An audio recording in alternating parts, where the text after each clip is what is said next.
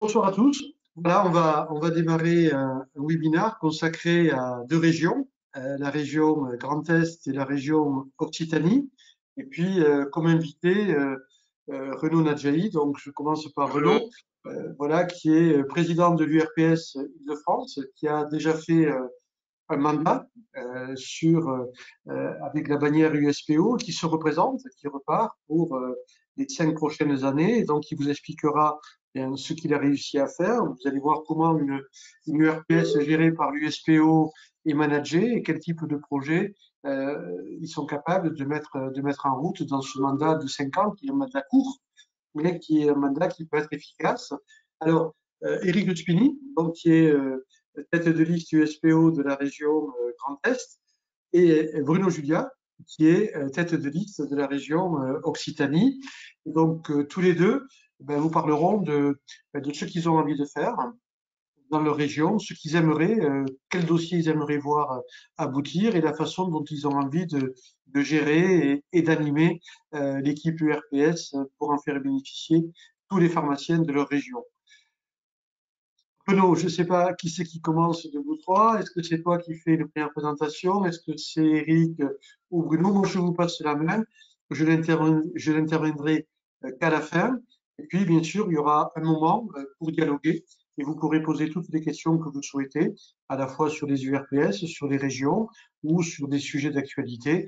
On est tous les quatre à votre disposition pour répondre à toutes vos questions. Et n'ayez pas peur de poser des questions sur le chat ou après, à la fin, éventuellement, on ouvrira les micros pour que vous puissiez le faire en oral si vous avez envie de le faire en oral. Voilà, je vous laisse à tous les trois gérer cette réunion et à tout à l'heure pour moi. Merci Gilles. Je vais commencer donc cette présentation déjà en rappelant les dates des prochaines élections. Donc ces élections se tiendront du 31 mars au 7 avril, avec une particularité cette année, c'est que le vote se fera de façon électronique. Donc vous avez dû toutes et tous déjà recevoir un courrier avec vos codes d'accès pour le vote électronique. Une particularité également, c'est votre numéro ordinal qui vous permettra de vous identifier pour le vote. Ce numéro ordinal, vous le retrouvez soit sur votre récépissé de cotisation ou tout simplement sur votre carte d'inscription à l'ordre. Alors, les URPS, je vais faire un bref rappel des URPS. Ce sont les unions régionales de professionnels de santé. Ces unions régionales sont composées donc de professionnels de santé, de la profession représentée, donc pour nous de pharmaciens qui sont élus par les professionnels du secteur. Et ces élections sont régionales, ont lieu tous les 5 ans. C'est la troisième fois que nous allons donc voter pour la constitution de ces URPS. Alors ces URPS, quel est leur rôle? Leur rôle est notamment de représenter les pharmaciens vis-à-vis d'un certain nombre d'instances qui sont soit locales, soit régionales, voire nationales, en particulier vis-à-vis de l'ARS, mais également vis-à-vis de l'assurance maladie et d'autres instances. Ces élections, en Occitanie, permettront donc d'élire 15 représentants à ces URPS. Ces 15 représentants donc seront constitués en fonction du vote de représentants des deux syndicats représentatifs, c'est-à-dire de la FSPF et de l'USPO que nous présentons ce soir. Ces élections ont également un rôle sur la représentativité. Ça, c'est important, puisque c'est à partir des résultats départementaux que seront définies les compositions de vos représentants aux commissions paritaires locales et commissions paritaires régionales. Donc, il y a cet enjeu également de représentativité qui vient se surajouter à l'enjeu des URPS elles-mêmes. Et c'est pour ça que c'est particulièrement important que l'on se mobilise et que l'on montre l'intérêt de la profession vers ces élections. Rappelons que la dernière fois, notre profession, les pharmaciens avaient été la profession qui avait probablement le plus voté à ces élections. Donc, c'est important. Après, je ne vais pas m'étendre beaucoup plus longtemps là-dessus.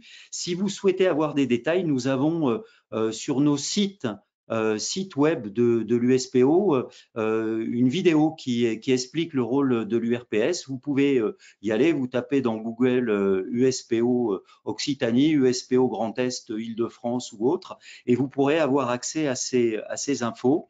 Vous retrouverez également des infos au cas où vous ayez perdu votre courrier avec les codes d'accès. Vous retrouverez un tuto qui vous explique comment pouvoir récupérer également tous ces éléments, à la fois sur les sites web et également sur les pages Facebook. Hein.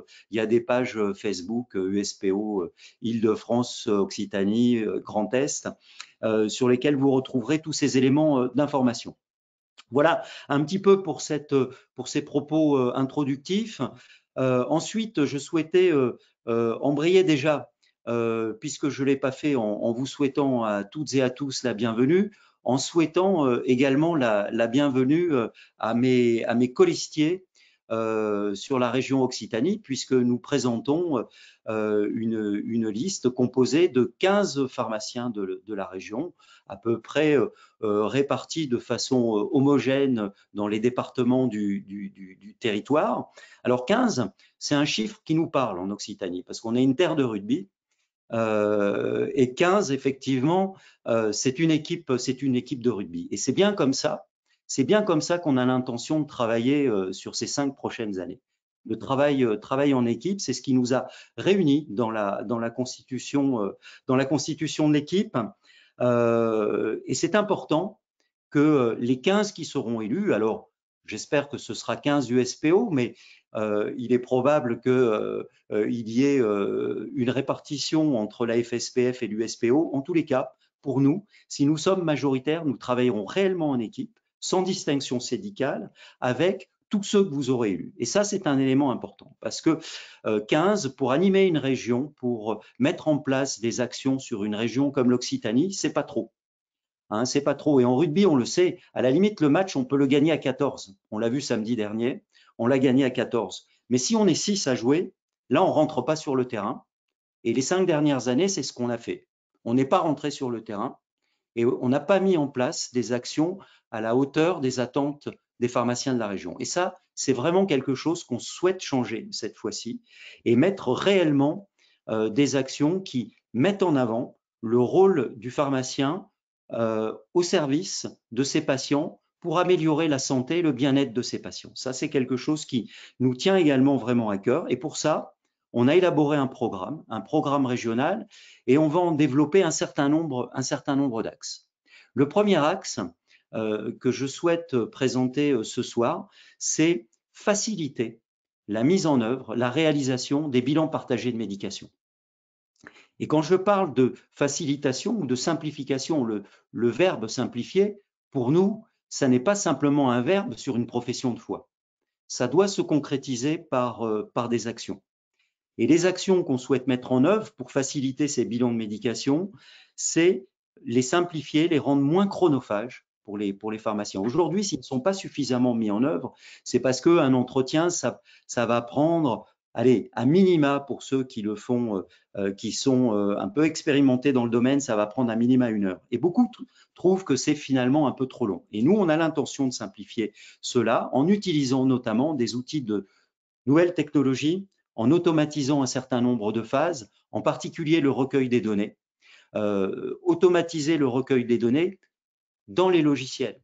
Quand je parle des logiciels des LGO, logiciels de gestion officinaux, qui sont des logiciels qui existent depuis une quarantaine d'années et qui, effectivement, se sont améliorés au cours des années, nous permettent de facturer de mieux en mieux. C'est vrai qu'on facture de mieux en mieux. Par contre, quand on fait appel aux nouvelles missions, aujourd'hui, on s'aperçoit quand même qu'il y a un certain nombre de lacunes et que, au travers de ce logiciel, finalement, on ne met pas réellement en œuvre, en particulier, les bilans partagés de médication. Et c'est ce qu'on souhaite améliorer, effectivement, en automatisant cette phase de recueil, en utilisant des outils comme l'intelligence artificielle pour améliorer, homogénéiser la phase analytique de ce bilan de médication. Et on souhaite aller plus loin que ça, puisqu'on souhaite aller jusqu'à l'édition du compte-rendu qui sera diffusé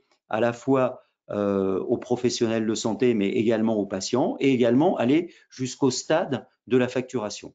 L'objectif qu'on a au final, l'objectif de simplification et de facilitation, c'est un objectif ambitieux. On souhaite ramener ce temps-là à 30 minutes pour le pharmacien pour le rendre, je dirais, acceptable en termes de temps. Et c'est-à-dire que si on le ramène à 30 minutes, on consacrerait ces 30 minutes aux échanges avec le patient, qui est la phase, je dirais, la plus dynamique et la plus importante. Et effectivement, rendre de façon automatique les autres étapes plus, je dirais, mécaniques de ces entretiens. Ça, c'est le premier axe. Et aujourd'hui, ce n'est pas qu'un projet, c'est quelque chose qui est déjà en cours d'élaboration. Et nous avons l'intention de le concrétiser au cours de la prochaine mandature. Tout ça nous renvoie, effectivement, on est sur les bilans de médication. Et là-dessus, Eric, je pense qu'on peut faire le lien également avec tout le travail de conciliation médicamenteuse, qui est quelque chose que tu connais bien. Oui, alors donc je suis donc Eric Luspini, je suis donc la tête de liste pour l'USPO pour le Grand Est. C'est pas ma première mandature, je suis pas un perdreau de l'année non plus. Et là où je suis ravi, c'est que nous, on n'est peut-être pas une terre de rugby, mais j'ai une équipe de 12 nouveaux, à une exception près, on va dire. Mais j'ai une équipe largement renouvelée et ils sont extrêmement dynamiques, ils ont énormément d'idées, ils ont énormément d'envie de faire. Avec chacun, ils ont chacun des spécificités, des points bien précis. C'est très intéressant. Et je bois du lait parce que j'ai entendu parler d'équipe. Effectivement, moi, c'est ce qui me plaît. J'ai vraiment envie d'une URPS qui soit une équipe où les 12 travaillent ensemble parce qu'effectivement, je ne sais pas si vous le savez, mais historiquement, il y avait des régions qui étaient plus petites. Il y avait la Lorraine, il y avait l'Alsace, il y avait la Champagne-Ardenne. Maintenant, c'est regroupé dans une grande région et automatiquement, le nombre d'élus a été largement diminué. Donc, c'est vraiment des équipes qui doivent travailler au complet pour réussir toutes ces missions. Et là où je bois du lait, c'est quand Bruno parle des bilans partagés de médication. Effectivement, j'ai la chance aussi, moi, d'être membre du bureau de la Société française de pharmacie clinique. Donc, tout ce qui est bilan partagé de médication, pharmacie clinique, parcours patient, je reconnais, c'est mon dada. J'aime beaucoup ça. Et ce qu'explique Bruno sur la simplification des bilans partagés de médication, moi, je le fais déjà. C'est-à-dire qu'un bilan partagé de médication, chez moi, il dure 30 minutes. Donc, tout ça pour dire que ce qu'on fait à droite, ce qu'on fait à gauche dans les URPS, eh ben, on doit être capable, dans cette nouvelle mandature, de partager et de plus simplement rester chacun dans son coin à faire des expérimentations ou à tester des choses, mais à bien partager entre les URPS pour développer des choses beaucoup plus concrètes et beaucoup plus rapidement. Ça, pour moi, c'est une mandature qui doit être une mandature de mise en place, exactement comme à l'image, ça va tout vous parler, à l'image de la vaccination antigrippale, qui a d'abord été une expérimentation et qui, au bout de 2 ans, est directement passé dans le champ conventionnel et c'était beaucoup plus simple et c'était un franc succès. Alors, tu m'as passé la main sur la conciliation. Voilà, j'ai parlé parcours patient, bilan partagé de médication. Oui, la conciliation médicamenteuse. J'ai aussi la chance, moi, d'habiter à côté de Lunéville. Lunéville, c'est une terre de conciliation médicamenteuse. C'est-à-dire qu'on a la chance, je ne vais pas tout développer, mais je vais vous la faire très, très simple. Moi, je connais les pharmaciens hospitaliers personnellement. Moi, les pharmaciens hospitaliers reviennent vers moi. Je viens vers eux avant l'hospitalisation, ils reviennent vers moi pendant l'hospitalisation, ils reviennent vers moi après l'hospitalisation. Donc, c'est un vrai parcours ville, hôpital, ville. Moi, je sais ce que ça signifie. Ça fonctionne, ça doit être étendu ailleurs. Alors, vous allez me dire, oui, mais il est marrant. Pour ça, il faut que les pharmaciens hospitaliers soient d'accord et qu'ils aient des moyens. Je l'entends. Ça se développe quand même de plus en plus partout. La conciliation médicamenteuse, c'est pas qu'un mot écrit quelque part, c'est vraiment quelque chose qui fonctionne de plus en plus sur le territoire français. Et ce que je veux vous faire comprendre, c'est que lorsque votre URPS sera en capacité dans votre secteur de vous dire, attends, là, on met en place la conciliation médicamenteuse, répondez présent. C'est-à-dire que quand une URPS vous propose une expérimentation ou, au-delà d'une expérimentation, une nouvelle mission qui fonctionne, précipitez-vous, allez-y, parce que nous, tous élus URPS, on passe quand même beaucoup de temps à justement faire cette jointure entre les tutelles et le territoire. Il faut que le territoire nous suive. Ce n'est pas une critique, je ne dis pas que le territoire ne nous suit pas, mais vous devez être encore plus proactif avec nous pour qu'on soit encore plus efficace et efficient et que toutes ces nouvelles missions se développent plus rapidement. La conciliation médicamenteuse, c'est juste un confort absolument génial. C'est-à-dire que quand le patient, je vous la décris en 2 secondes, quand le patient rentre à l'hôpital, le pharmacien hospitalier m'appelle pour savoir ce que le patient prenait comme traitement à l'entrée de l'hôpital. Avant la sortie hospitalière, j'ai soit par, j'ai à la fois par messagerie sécurisée, pardon, et par fax, parce que certains pharmaciens travaillent encore avec des fax, on a le traitement de sortie hospitalière. Et on a à la fois sur une seule feuille, sur un format A4, ce que le patient prenait avant l'hospitalisation, ce qu'il prend à la sortie. Ce qui fait que quand on sort, on sait que s'il y a une divergence entre l'entrée et la sortie, elle était intentionnelle, elle est justifiée, elle est expliquée. C'est un confort extraordinaire pour nous, pharmaciens, et c'est un confort pour le patient ou pour les dents, parce que quand il arrive à la pharmacie, systématiquement, on dit « Ah oui, on est au courant, l'hôpital nous a prévenu. » Alors, le patient vient avec son ordonnance, mais nous, on sait exactement que l'ordonnance correspond à ce que l'hôpital a voulu. Alors, je peux développer le parcours patient plus en avant, parce qu'on a aussi une expérimentation sur Lunéville qui s'appelle Médicis, où là, on suit le patient post-hospit et on le voit dans des entretiens qui sont rémunérés. On le voit dans 3 entretiens qui sont rémunérés après l'hospitalisation, le but étant d'aider, de diminuer ces réhospitalisations. Et je vous promets que quand on joue le jeu, ça fonctionne. Les patients sont moins hospitalisés. Et les patients, la première fois, ils viennent voir leur pharmacien en leur disant « Mais on m'a expliqué un truc à l'hôpital, mais c'est quoi exactement ?» Et je vous promets qu'au bout des 3 entretiens, ils vous disent « Ah ouais, ça m'aide vraiment, j'ai vraiment compris. » On est formé pour ça, bien sûr. Hein. Ça aussi, c'est très important. Les URPS sont là aussi pour vous aider à vous former, pour être compétent, pour pouvoir aussi se battre par rapport à l'hôpital, parce qu'on va aborder le sujet après, et Renaud va sûrement y revenir assez longuement. Pour aborder le sujet de l'hôpital et pour pouvoir dire, mais on veut récupérer tout ce qui se passe à l'hôpital et faire la sortie hospitalière de qualité, que ce soit les pharmaciens qui s'en occupent, il faut quand même qu'il y ait un minimum de compétences et de formation. Donc ça, c'est aussi très important. Les URPS peuvent vous aider aussi, c'est dans la mission des URPS de vous aider à vous former. Donc il y a des budgets, il y a de l'argent pour ça. Les URPS ont de l'argent, clair et net. Donc cet argent doit revenir aussi sur ces formations, sur ces expérimentations, etc. Bruno, si tu me laisses parler bilan partagé, conciliation, j'en ai pour 3 heures. Est-ce que ça correspond à ce que tu voulais que je dise? Non, c'est parfait, à ce niveau-là. C'est vraiment là-dessus et c'est vraiment, je dirais, dans les comment dire, dans les valeurs que l'USPO a voulu défendre. Pour la profession. Ça, c'est important. Essayer de mettre en avant, le métier de pharmacien, au-delà de ces missions qu'on va dire traditionnelles autour de la délivrance du médicament, aller plus loin. Et ça, c'est vraiment une ambition, je crois, qui est partagée entre les différents présidents régionaux, locaux que l'on trouve à l'USPO et les têtes de liste et nos têtes de liste. Alors, je vais enchaîner sur un deuxième axe de notre programme, qui est le dépistage et la prévention. Et là, le dépistage et la prévention, c'est un thème qui est extrêmement important parce qu'on s'en rend compte aujourd'hui, et moi j'en ai cette conviction depuis longtemps, mais aujourd'hui c'est en train vraiment d'éclater, c'est en train de devenir le domaine d'excellence du pharmacien.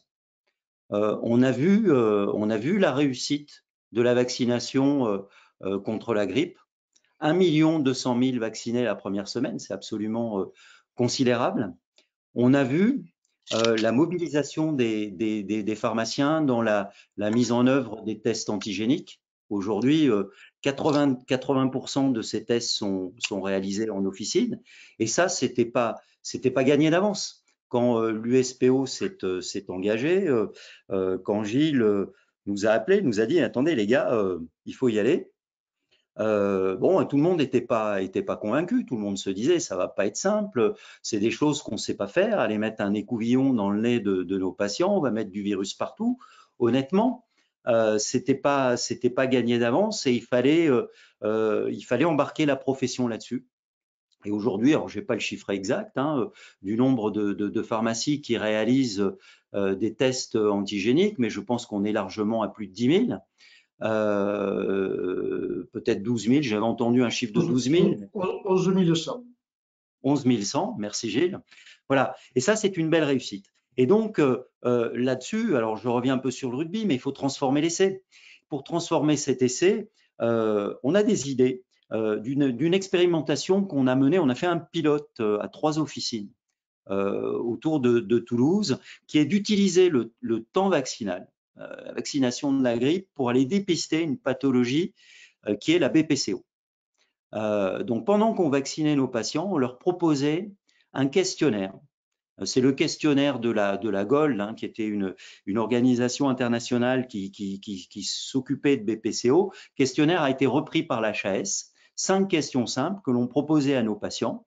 Ça prend le temps d'expliquer le procédé, le processus aux patients, d'administrer le questionnaire.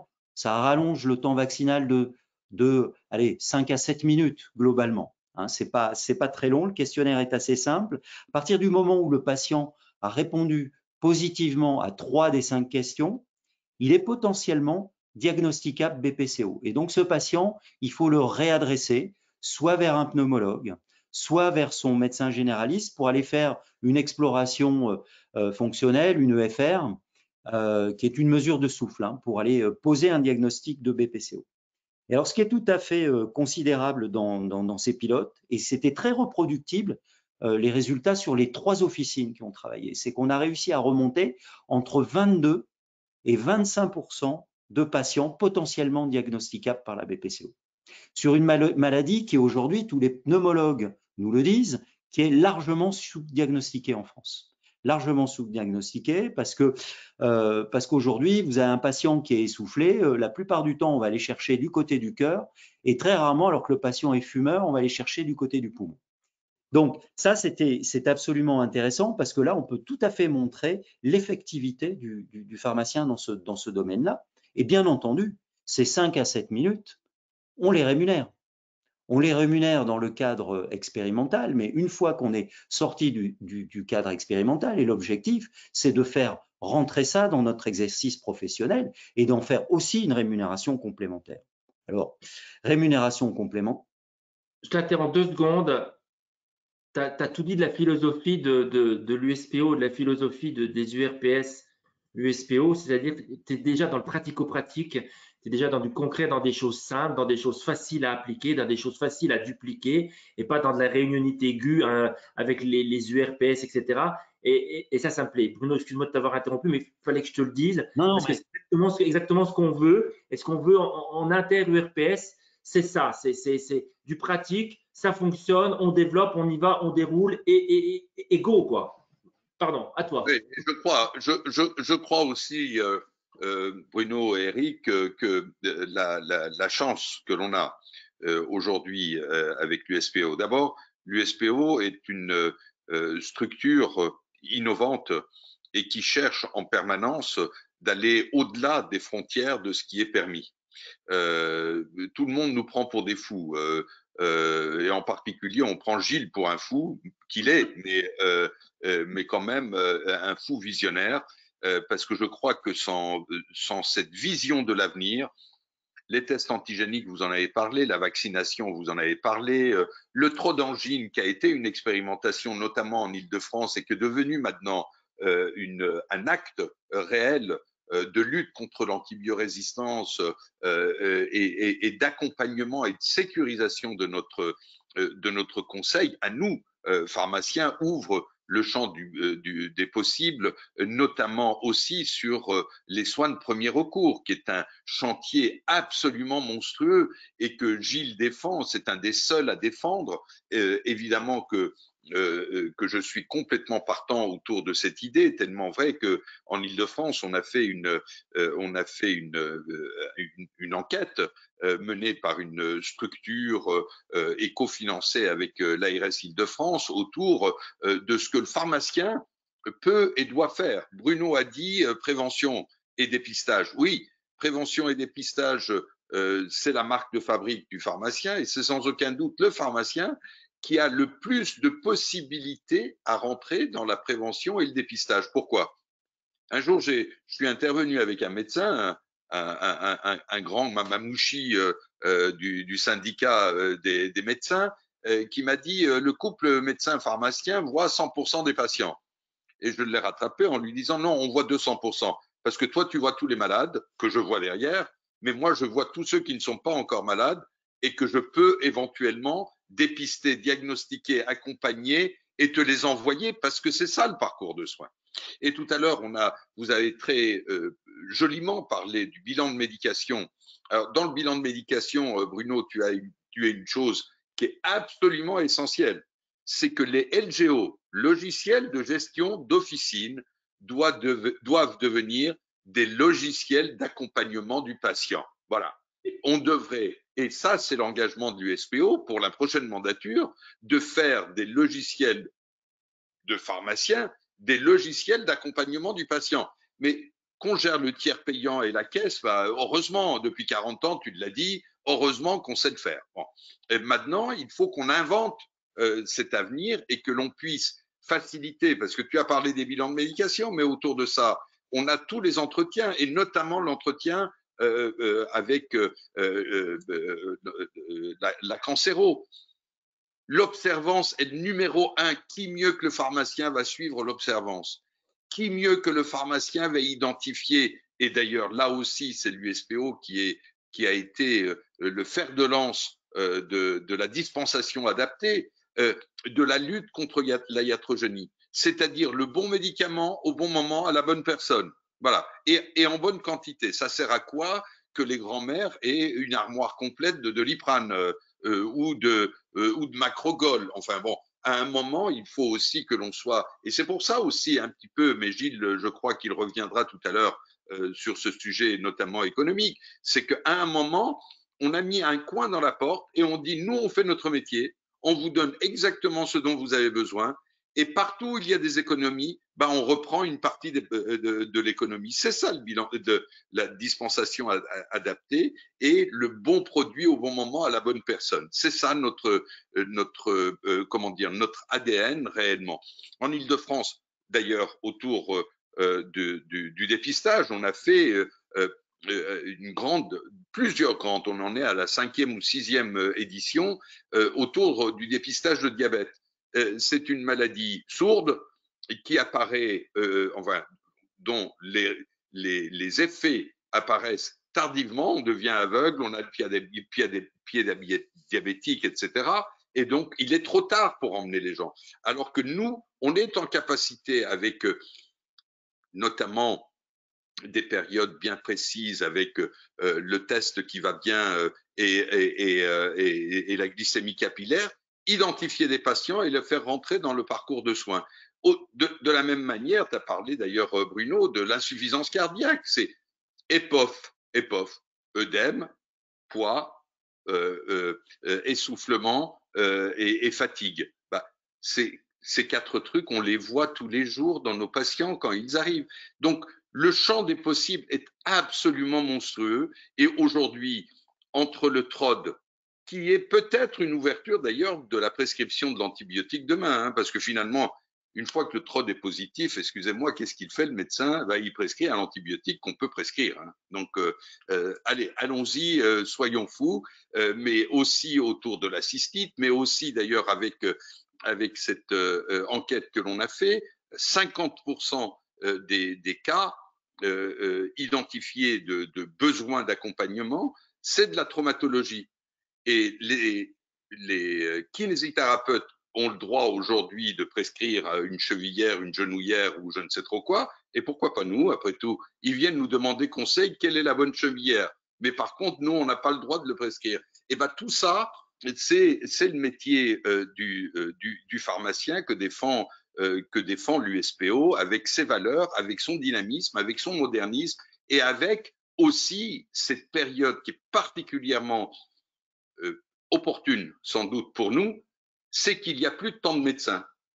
Et ben le pharmacien va prendre toute sa place, sans vouloir faire le médecin, mais toute sa place dans ce parcours de soins. Voilà, excusez-moi, je vous ai interrompu, mais je crois qu'il est évident, et pour moi, on a mis en Île-de-France un certain nombre d'outils aujourd'hui en place autour de l'insuffisance cardiaque, autour évidemment du diabète, autour du parcours du patient. Tu l'as évoqué, Bruno, et Eric aussi, entre la vie de l'hôpital, la vie de l'hôpital, la vie de l'hôpital.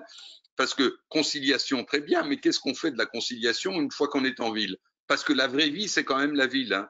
On ne dort pas toute la journée, on a notre bonne femme ou notre mec qui nous emmerde, qui nous augmente la tension, et donc on a peut-être besoin d'un truc pour dormir parce qu'on a été énervé toute la journée. Mais c'est ça la vraie vie. Donc à un moment, il va falloir quand même qu'on soit effectivement, encore une fois, avec la bonne prescription dans la vie de tous les jours, avec les gamins qui viennent te faire chier. Enfin bon, bref, il y a tout ça qui est la vraie vie de tous les jours et qu'il faut adapter et en accord avec notamment les structures pluriprofessionnelles comme les CPTS, comme les MSP, comme le travail que l'on doit faire avec les autres professionnels pour pouvoir s'adapter à la vie de la personne dans son environnement de tous les jours. Voilà, j'ai été trop long, excusez-moi, mais je vous recouperai quand même. Alors, je te reprends juste 2 secondes parce que, évidemment, si on t'a invité, c'est parce qu'on sait que tu as cette faconde, cette façon de parler et qu'on adore, et parce qu'on sait aussi qu'effectivement, en Ile-de-France, tu as eu la chance, puisque tu es donc à la tête de cette URPS, USPO, de faire un certain nombre d'expérimentations. C'est ça qui nous intéresse, nous, c'est que ces expérimentations-là soient ensuite effectivement dupliquées à l'envi partout et sur tout le territoire. Mais tu as dit deux gros mots à la fin, la MSP et CPTS, donc à la fois les maisons de santé et l'exercice coordonné sur des grands territoires. Et ça aussi, ça fait partie de nos objectifs dans la prochaine mandature URPS, c'est d'aider réellement les confrères à développer ces outils, on va dire, parce que je trouve qu'il a manqué. Je ne vais pas critiquer aucun syndicat ni rien, rassurez-vous, mais ce qui a manqué, on va dire, à la structure étatique, à la structure de la dernière mandature, c'est que les ARS nous ont dit, j'étais dedans, hein, nous ont dit, oh mais les maisons de santé et les CPTS, pas de problème, regardez ce qui se passe sur le terrain, débrouillez-vous, faites avec le terrain, faites entre vous. Non, non, non, non. Quand il faut partir d'une page blanche pour construire sa CPTS ou pour construire sa MSP, je vous promets que c'est très compliqué. Je sais de quoi je parle parce que j'ai moi-même monté une MSP et que ça prend 4 ans. Je pense qu'on n'en est plus là. Vos URPS, si vous l'avez bien compris, et Bruno vous l'a très bien expliqué, c'est un rouage entre l'ARS et les structures étatiques et le terrain. Et ben, ces URPS doivent vous amener maintenant des outils pratiques, des petites valises toutes prêtes avec lequel vous aurez des outils pour construire votre maison de santé et vos CPTS pour gagner du temps. Parce qu'effectivement, il faut vous investir un peu. On est, comme on vous l'a dit, que 12, 15, 12 élus à droite à gauche. On ne peut pas tout faire, mais on doit être en capacité, c'est notre rôle à mon avis, de vous donner ces outils qui vont vous permettre, vous ensuite, sur votre territoire, de construire de l'exercice coordonné. Voilà. Ça me paraît important. Oui. Je te laisse la parole. Ça me passionne aussi les MSP, les CPTS. Pardon. Absolument, absolument primordial, effectivement, d'accompagner, que l'URPS soit en capacité d'accompagner tous les pharmaciens de nos régions qui souhaitent s'investir dans ces CPTS. Alors, c'est pas s'investir pour s'investir dans des structures bureaucratiques ou technocratiques telles qu'elles peuvent être perçues, hein, bien souvent du terrain. En même temps, pour utiliser un terme, je dirais, un peu galvaudé ces temps-ci, en même temps, c'est important de pouvoir intégrer ces structures pluriprofessionnelles parce que c'est dans ce cadre-là qu'on pourra développer notamment la prise en charge du premier recours. La prise en charge du premier recours, les soins non programmés, hein, les fameuses dispensations protocolisées qui ont commencé à être mises en œuvre dans la loi par Thomas Mesnier à l'origine, hein, qui nous permettront de prendre en charge, on l'a déjà cité, la petite traumatologie, la cystite, l'allergie, le week-end, notamment quand on est ouvert, hein, le samedi et que le cabinet médical à côté nous a fait mettre exceptionnellement, comme tous les samedis, le cabinet sera fermé. C'est ce qu'on vit, nous, chaque semaine. Et donc, là-dessus, il faut que le pharmacien, effectivement, soit en capacité d'apporter sur le terrain une solution à ses patients, une solution pratique, sans avoir à aller emboliser les urgences qui, on le voit bien, sont déjà bien occupées la plupart du temps avec des choses plus importantes. Donc, accompagner dans l'intégration dans les CPTS pour vraiment mettre en œuvre, je dirais encore ces évolutions de métier.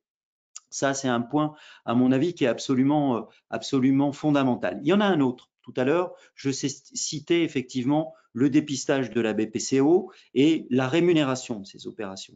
Mais c'est également un axe de notre programme, le fait de travailler sur le dépistage d'une pathologie respiratoire comme la BPCO. C'est aussi un moyen de montrer notre compétence et de nous rapprocher des pneumologues et de réintégrer le champ, notamment de la dispensation du matériel médical, de l'oxygène médical, qui, rappelons-le, est quand même un médicament et une spoliation qui est quasiment organisée sur le terrain. Aujourd'hui, on voit les prescriptions d'oxygène, voire on ne les voit pas d'ailleurs. C'est bien le problème. Et ça se développe dans tout le champ du maintien à domicile. Tout ce qui va être le domaine des perfusions, de la nutrition, où effectivement les prestataires, eux, sont présents à la sortie de l'hôpital et vont finalement nous, entre guillemets, piquer les patients sous le nez, alors que le pharmacien de proximité est sans doute le mieux à même d'apporter ce service et d'apporter un service qui soit à la fois professionnel et en même temps économique. Sans remplir la chambre du patient jusqu'au plafond de matériel médical inutile. Je pense que là-dessus, les URPS ont aussi un rôle important pour réinvestir le pharmacien et d'être un peu le poil à gratter à la fois de l'ARS et de l'assurance maladie là-dessus pour rappeler des choses assez basiques telles que le libre choix du patient, si vous voyez ce que je veux dire. Et je crois, Bruno, là, tu as complètement raison, et je crois qu'il y a un travail qui est fait en Bourgogne-Franche-Comté, mais aussi en Île-de-France, autour de cet investissement et la réappropriation de tout le champ du matériel médical, mais au-delà de ça, du maintien à domicile, que ce soit des personnes âgées ou des personnes avec une pathologie lourde, par l'officine.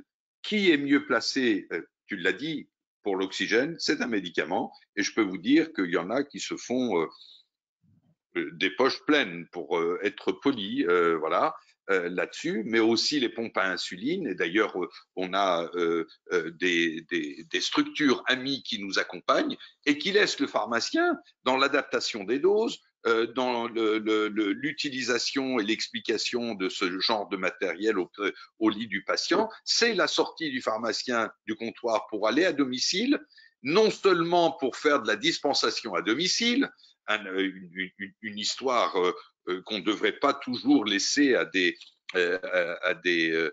associations à but non lucratif qui portent une croix aussi, mais pas forcément la verte, mais qui doivent faire effectivement de la dispensation à domicile. Mais là, on a toute notre place. On est aujourd'hui en capacité de faire, y compris de mener nos entretiens, quels qu'ils soient, par téléconsultation. Eh ben, il faut qu'on garde cette espèce de lien avec le patient. Encore une fois, quand on regarde bien dans le monde de la santé, plus on avance, moins il y a d'empathie. Or, notre seule raison, c'est l'empathie et le contact qu'on a avec le patient. Et les patients nous font confiance. Et aujourd'hui, je crois qu'il faut qu'on capitalise là-dessus. Et je crois aussi qu'il y a un élément qui est fort, parce que les Hauts-de-France avec Grégory, Auvergne-Rhône-Alpes avec Olivier, l'expérimentation notamment autour du dépistage du cancer colorectal en Corse avec notre ami Christian, la reprise en main et des expérimentations qui vont aboutir à de vraies missions avec Pascal en Bourgogne-Franche-Comté.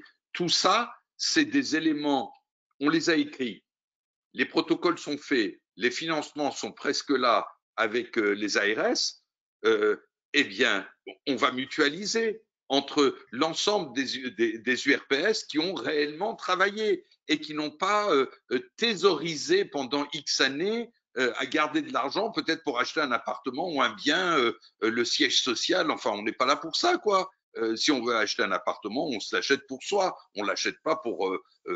Enfin, ça veut dire quoi? Il faut changer de braquet et à un moment apporter cette collecte d'argent qui a été souhaitée par le législateur pour faire avancer nos exercices et s'inclure dans un parcours de soins. Et aujourd'hui, je crois qu'avec la Covid, on a démontré que le pharmacien était incontournable dans le parcours de soins et dans le parcours patient. Eh bien, allons-y. Aujourd'hui, il est grand temps d'enclencher les vitesses et arrêter de raconter des âneries aux uns et aux autres et être réellement la main dans le cambouis. On a la confiance de nos patients, on a la compétence, on a la capacité de faire. Merci à l'USPO parce que avec l'USPO, en plus, on a eu. Attendez, le combat des tags, des tests antigéniques n'était pas gagné, hein, si Gilles n'avait pas été là. Alors, je dis tout ça, il ne faut pas non plus qu'il ait des chevilles qui enflent, mais pareil, sur la vaccination, il y en a un qui gueule tout le temps en disant on veut l'ARN messager. Attendez, comment est-ce que l'ARN messager peut être utilisé en centre de vaccination avec des frigos de cuisine, alors que nous, on a tout le matériel nécessaire et que les patients nous le demandent et on n'est pas en capacité. Il y en a qu'un qui gueule, hein. Il y en a qu'un qui gueule, il s'appelle Gilles Mollefond. Alors, il y en a un autre qui essaye d'aboyer un petit peu derrière, mais il est moins entendu. Mais tout ça, je crois que c'est de vraies avancées et vraiment, il faut nous donner les moyens, vous autres pharmaciens, pour que ce genre d'orientation, de vision de l'avenir de la pharmacie soit porté haut et fort, sans honte, sans vouloir copiner avec les médecins pour de la télétransmission ou avec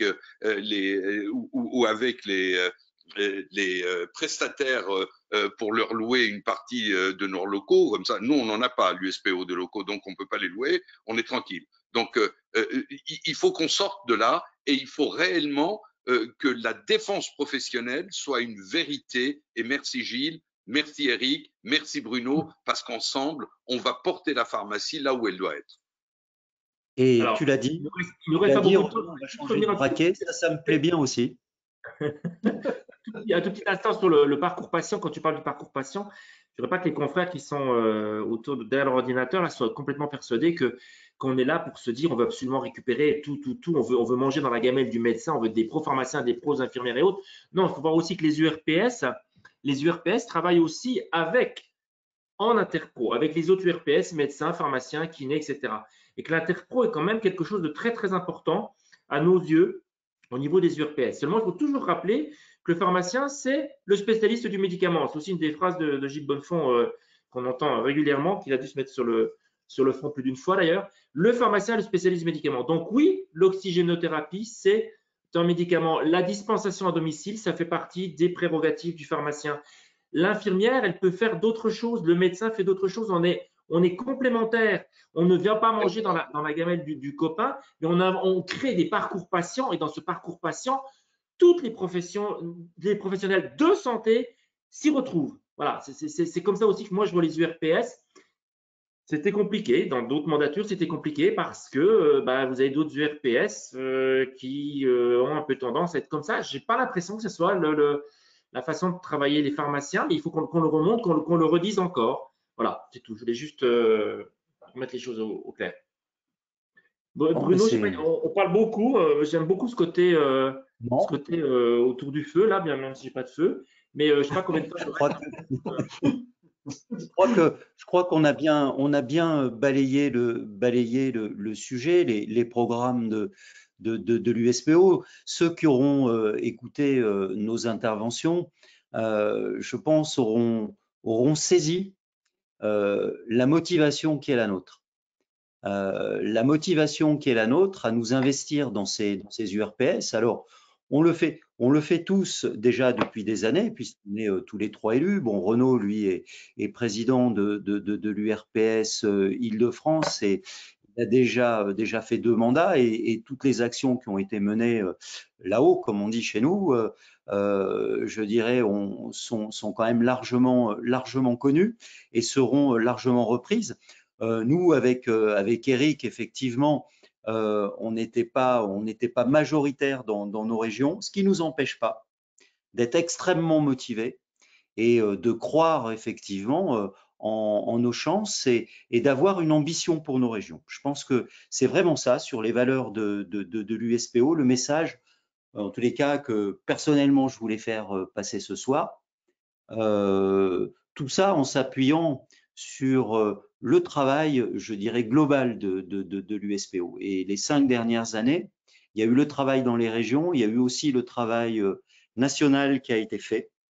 Un gros travail, je dirais, qui a permis de transformer le métier, l'économie officinale.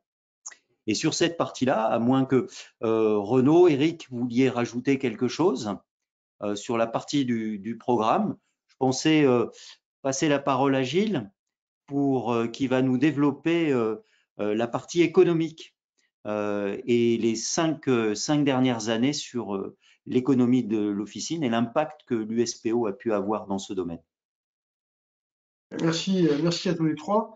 D'abord, quand on voit le dynamisme que vous portez, moi je vous connais, et je connais vos équipes, ce que vous avez réussi à rassembler autour de vos noms respectifs. Moi je sais que les pharmaciens de vos différentes régions peuvent vous faire confiance. Parce que cet enthousiasme que vous transmettez, vous allez le mettre au service de tous les pharmaciens de vos régions. Ça, c'est important d'être dynamique. Vous savez, c'est pas facile de faire avancer le métier. D'autres veulent faire avancer le leur aussi. Et parfois, il y a des frictions. Et donc, il faut savoir à la fois être convaincant, travailler et faire respecter son diplôme et son positionnement. Donc, c'est un combat permanent et on a besoin de tous pour que dans les régions, on ait cette même dynamique, cet échange entre nous pour pouvoir être plus efficace quand on engage des négociations avec l'ARS et qu'on met en place des expérimentations qui vont nous permettre après de les étendre et d'en faire bénéficier toutes les régions.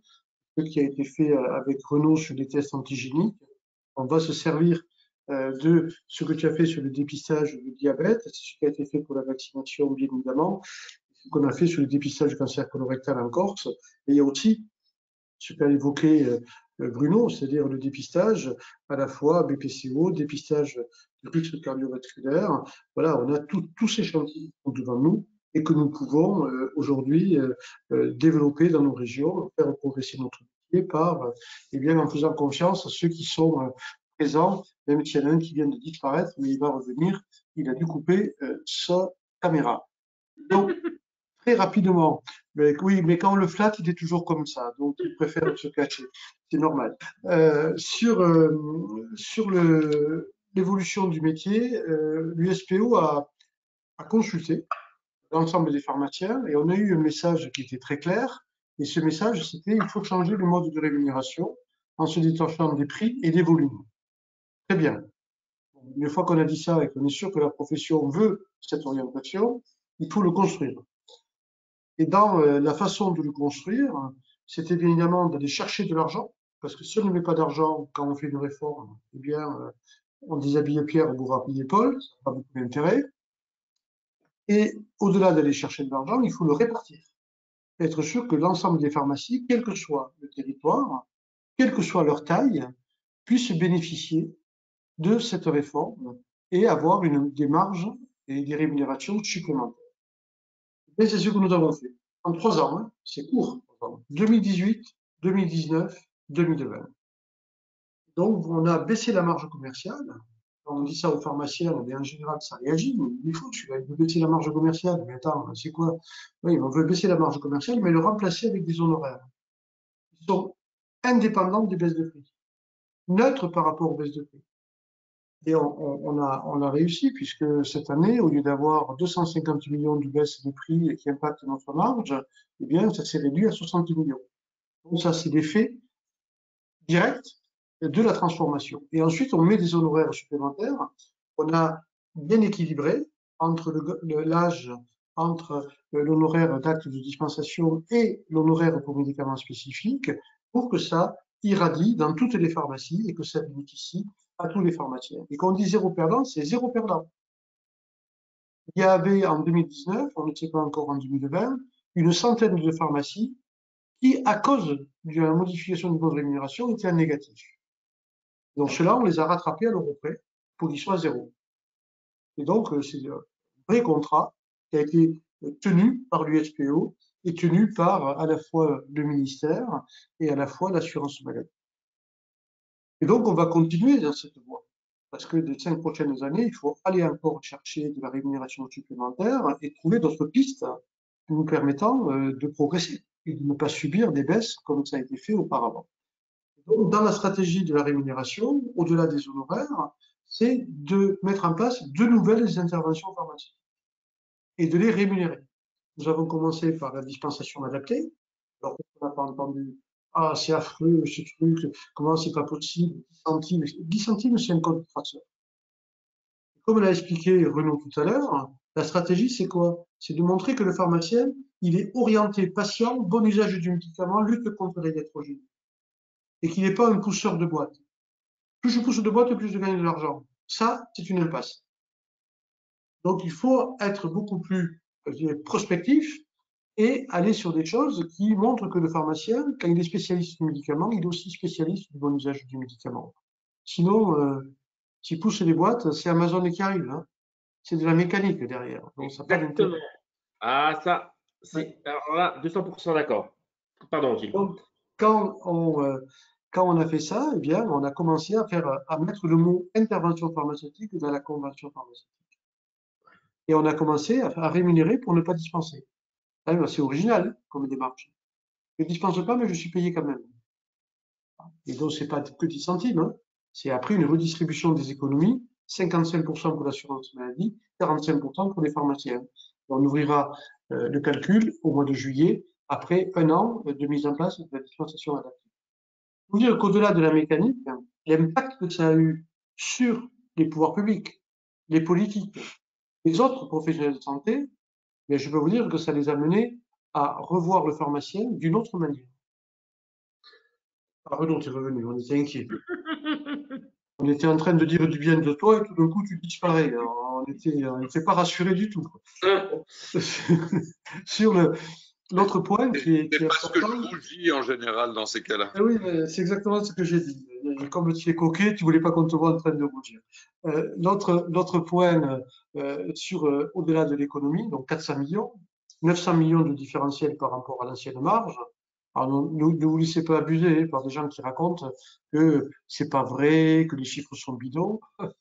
IQVIA, Société internationale, Osfarm, qui est une coopérative qui travaille avec les pharmaciens, les experts comptables disent heureusement hein, que vous avez changé de marge. Sinon, en 2020, il y avait 10% des pharmaciens qui passaient à la casserole, tout simplement. Donc, alors, il y en a un qui dit qu'il n'est pas d'accord. Mais on s'en fout, c'est parce qu'il n'a pas signé. Mais il est malhonnête. Il ment quand il explique que c'est pas bon. Il n'y a que lui qui le dit. Bon, donc, il y a une campagne électorale. Nous, ce qui est important, c'est pas d'entretenir la sinistrose chez les pharmaciens. Quand ça va bien, on le dit. Quand ça va mal, on le dit. Mais on met pas la tête sous l'eau avec l'année qu'on vient de vivre en leur faisant croire que tout va mal. Je veux dire, c'est pas du syndicalisme, ça. Ça, c'est d'insuffler de la morosité dans la profession qui n'en a pas besoin. L'autre partie, Gilles, est la partie. juste un mot, si je peux me permettre. Mon expérience personnelle. Je travaille avec Osfarm. Ils m'ont fait les stats. Moins 10% en PFHT. D'accord? Ça, c'est le résultat factuel sur les 12 derniers mois. Alors, c'est bien, c'est pas bien. Mais plus 10% en matière de marge plus honoraire. Voilà. Alors, après, on peut raconter ce qu'on veut. Les chiffres sont là. Moins 10% en PFHT, donc un chiffre d'affaires qui stagne ou qui se réduit sur la partie remboursable, plus 10% en termes de marge. Donc, si on avait été avec une marge directement liée, comment dire, à la marge, enfin à un problème de marge uniquement et au nombre de boîtes, on n'en serait pas là comme toutes les années précédentes. Excuse-moi, patron. Non, mais je t'en prie. Non, mais c'est bien parce que tu as raison de rappeler qu'on peut voir ces chiffres avec Oxfam pour sa propre pharmacie et d'aller voir ces chiffres sur IQVIA pour sa propre pharmacie. Et on voit si l'avenant 11 qui a été signé par l'USPO a rapporté 20 000, 30 000, 40 000 et 50 000 euros sur 3 ans. Voilà. Et là, au moins, vous avez les chiffres qui sont donnés par des statisticiens qui sont indépendants des deux syndicats. Au moins, vous êtes tranquille. Et ça vaut le coup d'aller le voir. Vous allez voir, vous allez être très surpris par l'impact que ça a eu. Et les comptables sont en train de s'en rendre compte et sont en train de dire bravo, heureusement que vous avez fait ça. La seconde partie, c'est la partie métier. La partie métier, heureusement qu'on a modifié cette marge, parce que sinon, l'année 2020 aurait été une année horrible. Déjà qu'elle a été compliquée, mais si en plus les pharmacies se retrouvaient dans une situation financière complètement dégradée, on n'aurait pas pu faire ce que l'on a fait. C'est-à-dire confier autant de missions aux pharmaciens et les pharmaciens être capables de s'organiser pour relever ces défis. Et on voit le coup de booster qu'on a mis en place depuis qu'on a pris le leadership de la vie conventionnelle. Bien sûr, les tests antigéniques, vous l'avez rappelé tout à l'heure, je crois que c'est Bruno qui en a parlé, le conseil d'administration de l'USPO a été, ça a duré quoi, un quart d'heure unanime pour dire on y va. Oui, il va falloir apprendre le geste. Oui, il va falloir entraîner les confrères dans cette affaire, mais elle est tellement importante. Et puis, on a vu les régions comme celle de Bruno, extrêmement dynamique, qui a, dès le début, a commencé à faire des formations. Et tu as formé 400, 600 pharmaciens très rapidement pour qu'ils puissent se faire des tests. Pareil, dans les régions Plus de USP. 1000. Combien, pardon? Combien? Plus de 1000 Plus pharmaciens de ont 1000 été pharmaciens. formés en 20 jours. Donc ça, c'est du boulot. Et ça, c'est l'URPS qui peut faire ce genre de choses. Donc quand il faut être réactif, voilà, du côté de l'USPO, ça a marché. J'ai pas vu grand-chose par ailleurs. Voilà, ou en tout cas, c'était beaucoup plus lent, plus poussif. Mais nous, parce qu'il y a derrière, une fois qu'on a décidé, on met la machine en route. Et puis la machine en route, elle passait par même prendre du temps pour former dans une période qui était quand même assez compliquée au mois de novembre. Ensuite, la vaccination. Donc la vaccination, bien sûr, contre la grippe, hein, on était moteur, on a expérimenté, on a gagné, okay, mais maintenant, nous, ça suffit pas. Nous, ce qu'on veut, c'est la vaccination Covid, bien évidemment, mais la vaccination Covid ARN. On a fait une enquête, merci à tous ceux qui ont répondu. Voilà, c'est déjà parti au ministère et ça fait du buzz. Voilà, on est en train déjà de monter, y compris à l'Élysée, pour expliquer que, ok, les vaccinodromes, hein, peut-être, ça peut être utile, mais avant, les pharmaciens peuvent faire 4 millions d'injections par mois. Voilà, bon, donc ça vous intéresse ou ça vous intéresse pas? Et puis nous, on n'est pas cantonné à l'AstraZeneca, on peut faire du Pfizer.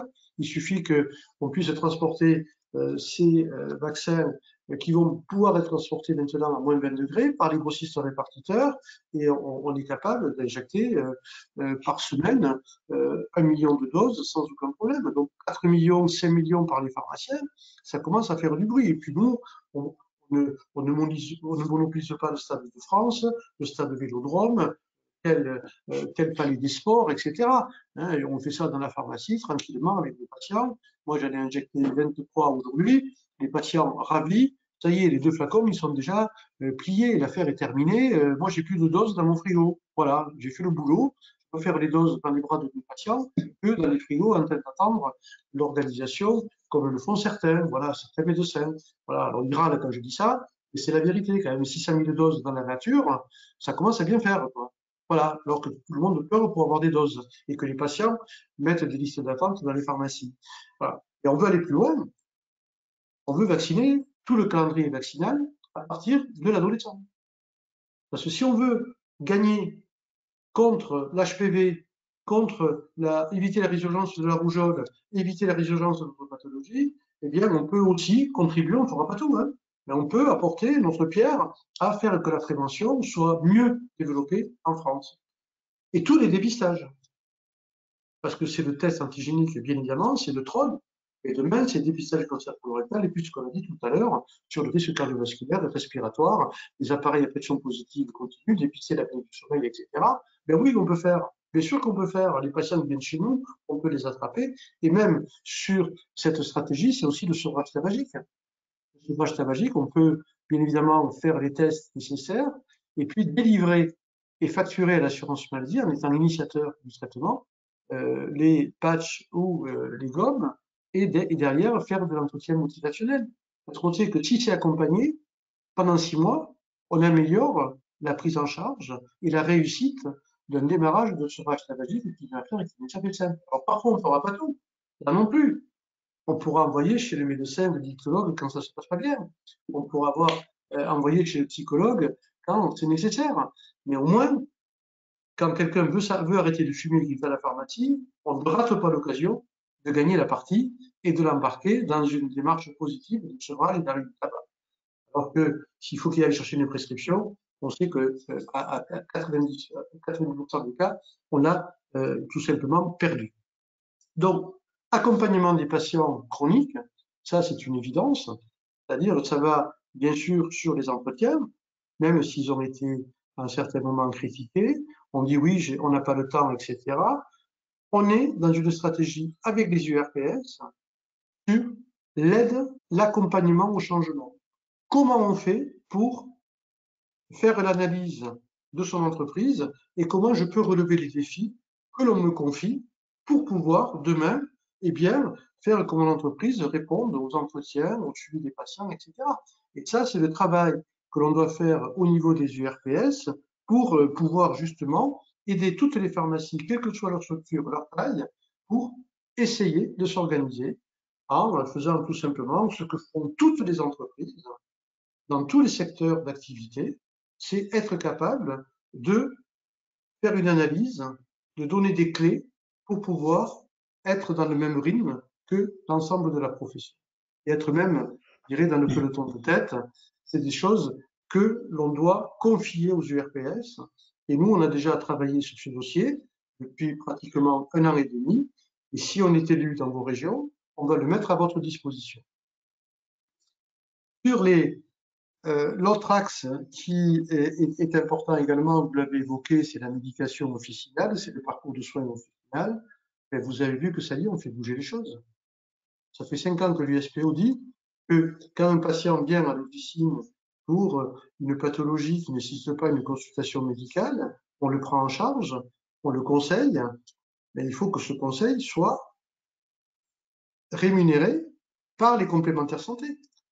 Parce que si le patient a le choix entre aller à l'hôpital, aux urgences, et ne rien payer, aller chez son médecin et ne rien payer, et ne pas payer ses médicaments, et venir à la pharmacie alors qu'il a une mutuelle et une assurance et de payer, ben les parcours ne sont pas à égalité, tout simplement.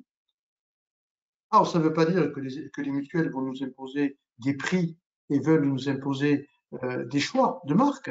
Ça, on l'a connu avec Santé Claire, c'est l'USPO qui l'a dégommé. Donc ça, avec ça, on n'a pas de problème. Nous, on n'a pas changé d'avis. Par contre, de permettre, comme le fait Clésia aujourd'hui pour vos salariés, ben, de prendre en charge 50 € de médication officinale par an, de prendre en charge le vaccin grippe quand il n'est pas remboursé par l'assurance maladie obligatoire, ben, je pense que c'est des choses qui reconnaissent l'intervention du pharmacien comme un acteur qualifié pour prendre en charge des parcours où on n'a pas besoin de consultation médicale, de désengorger les urgences et d'éviter que les médecins se retrouvent avec des soins non programmés qu'ils ne peuvent pas gérer parce que leur carnet de rendez-vous est complet. Donc ça aussi, c'est de la stratégie, mais on va aller plus loin. Les protocoles de soins avec la cystite, les protocoles de soins avec l'abcès dentaire, et reconnaître que quand quelqu'un vient pour se faire enlever une écharpe, se faire enlever une tique, mettre des stéristrips parce que le gamin s'est écorché et on fait le pansement et on met des stéristrips, tout ça n'est pas reconnu. C'est pas normal. On fait de ce boulot, ce boulot doit faire partie, il fait partie du quotidien du pharmacien, il doit être reconnu, doit être rémunéré et doit être assuré que voilà, quand on fait des actes comme ça, on doit être couvert par notre assureur. Donc ça aussi, ça fait partie des développements que l'on veut mettre en place. Et s'il faut passer par des expérimentations, moi je sais que je peux compter sur nos 3 têtes de liste pour inciter, pour négocier, pour expérimenter si c'est nécessaire. Et puis il y a toute l'activité CPTS, équipe de soins primaires, indispensable. On va tous travailler de façon beaucoup plus coordonnée, c'est absolument indispensable. Et là, eh bien, on a enfin une réalisation qui nous a pris 10 ans. Comme quoi, quand on fait du syndicalisme, il faut être tenace et ne rien lâcher. Eh bien, on a réussi, d'ailleurs, on l'a fait avec l'avenant 19, qui, vous savez, l'avenant qui n'est pas bien, soi-disant. Dans l'avenant 19, ce qu'on a mis, c'est la concrétisation du pharmacien correspondant qui va être choisi par le patient et on va l'inscrire dans les tablettes de l'assurance maladie, comme le médecin traitant. Et du moment qu'on est reconnu comme pharmacien correspondant, on va pouvoir rentrer dans des protocoles de soins, adapter des posologies, renouveler des traitements dans le cadre de protocole. Et donc là, on voit bien que tant qu'on n'avait pas mis à travers la convention pharmaceutique cette inscription dans l'assurance maladie, eh bien, on ne pouvait pas avancer. Ça y est, c'est fait. Et là, on va avoir un décret qui va vous donner le CERFA de déclaration pour remettre le pharmacien correspondant dans les tablettes de l'assurance maladie. Et donc, du coup, après, on va pouvoir découler derrière des évolutions de mode de rémunération, des exercices de façon beaucoup plus élaborée que ce qu'on peut faire actuellement. On n'est pas simplement l'exécutant d'une ordonnance, on a regardé, quoi. Voilà, ça, c'est pas possible. Ça, c'était il y a 50 ans, quoi. Voilà. Juste pour conclure, avant que vous puissiez échanger avec nous tous, c'est les valeurs de l'USPO. C'est toujours important de rappeler les valeurs à quelques jours d'une élection. Nous, les valeurs, d'abord, vous nous trouverez toujours pour défendre le monopole des pharmaciens. Et quand je dis toujours, c'est-à-dire en première ligne, hein, pas une fois que le travail est fait. Et là, sur les autotests, vous avez vu, ils ne sont pas chez Carrefour. Il y a Leclerc qui pleurniche là, dans toutes les télés. Il râle, ah oui, les corporatistes, machin, etc., gna gna gna, quoi. Le pauvre. Hein. Mais on les a empêchés. Je peux vous dire que l'USPO n'a pas ménagé sa peine pour la semaine dernière être là pour que les arbitrages tombent du bon côté. Et aussi Karine Wolf, la présidente du Conseil de l'Ordre, qui a beaucoup mouillé la chemise pour arriver à faire basculer, alors que vous avez vu, c'était mal barré, hein, très mal barré. Donc ça, on vous l'expliquera en détail dimanche matin au webinar de 10h à midi et on vous expliquera parce qu'on a eu encore une réunion aujourd'hui et on rentrera dans les détails. Méfiez-vous, dimanche, si j'ai bien compris, on change d'heure. Donc soyez attentifs à ne pas vous tromper. Sur l'autre valeur, c'est bien évidemment le maillage territorial. Nous, on sait que c'est un atout. Et nous, on ne condamne pas des pharmacies qui sont dans des villages où on perd le médecin. Nous, ce qu'on dit, c'est que ces pharmacies, elles doivent retrouver un rôle encore plus important parce que le médecin est à distance.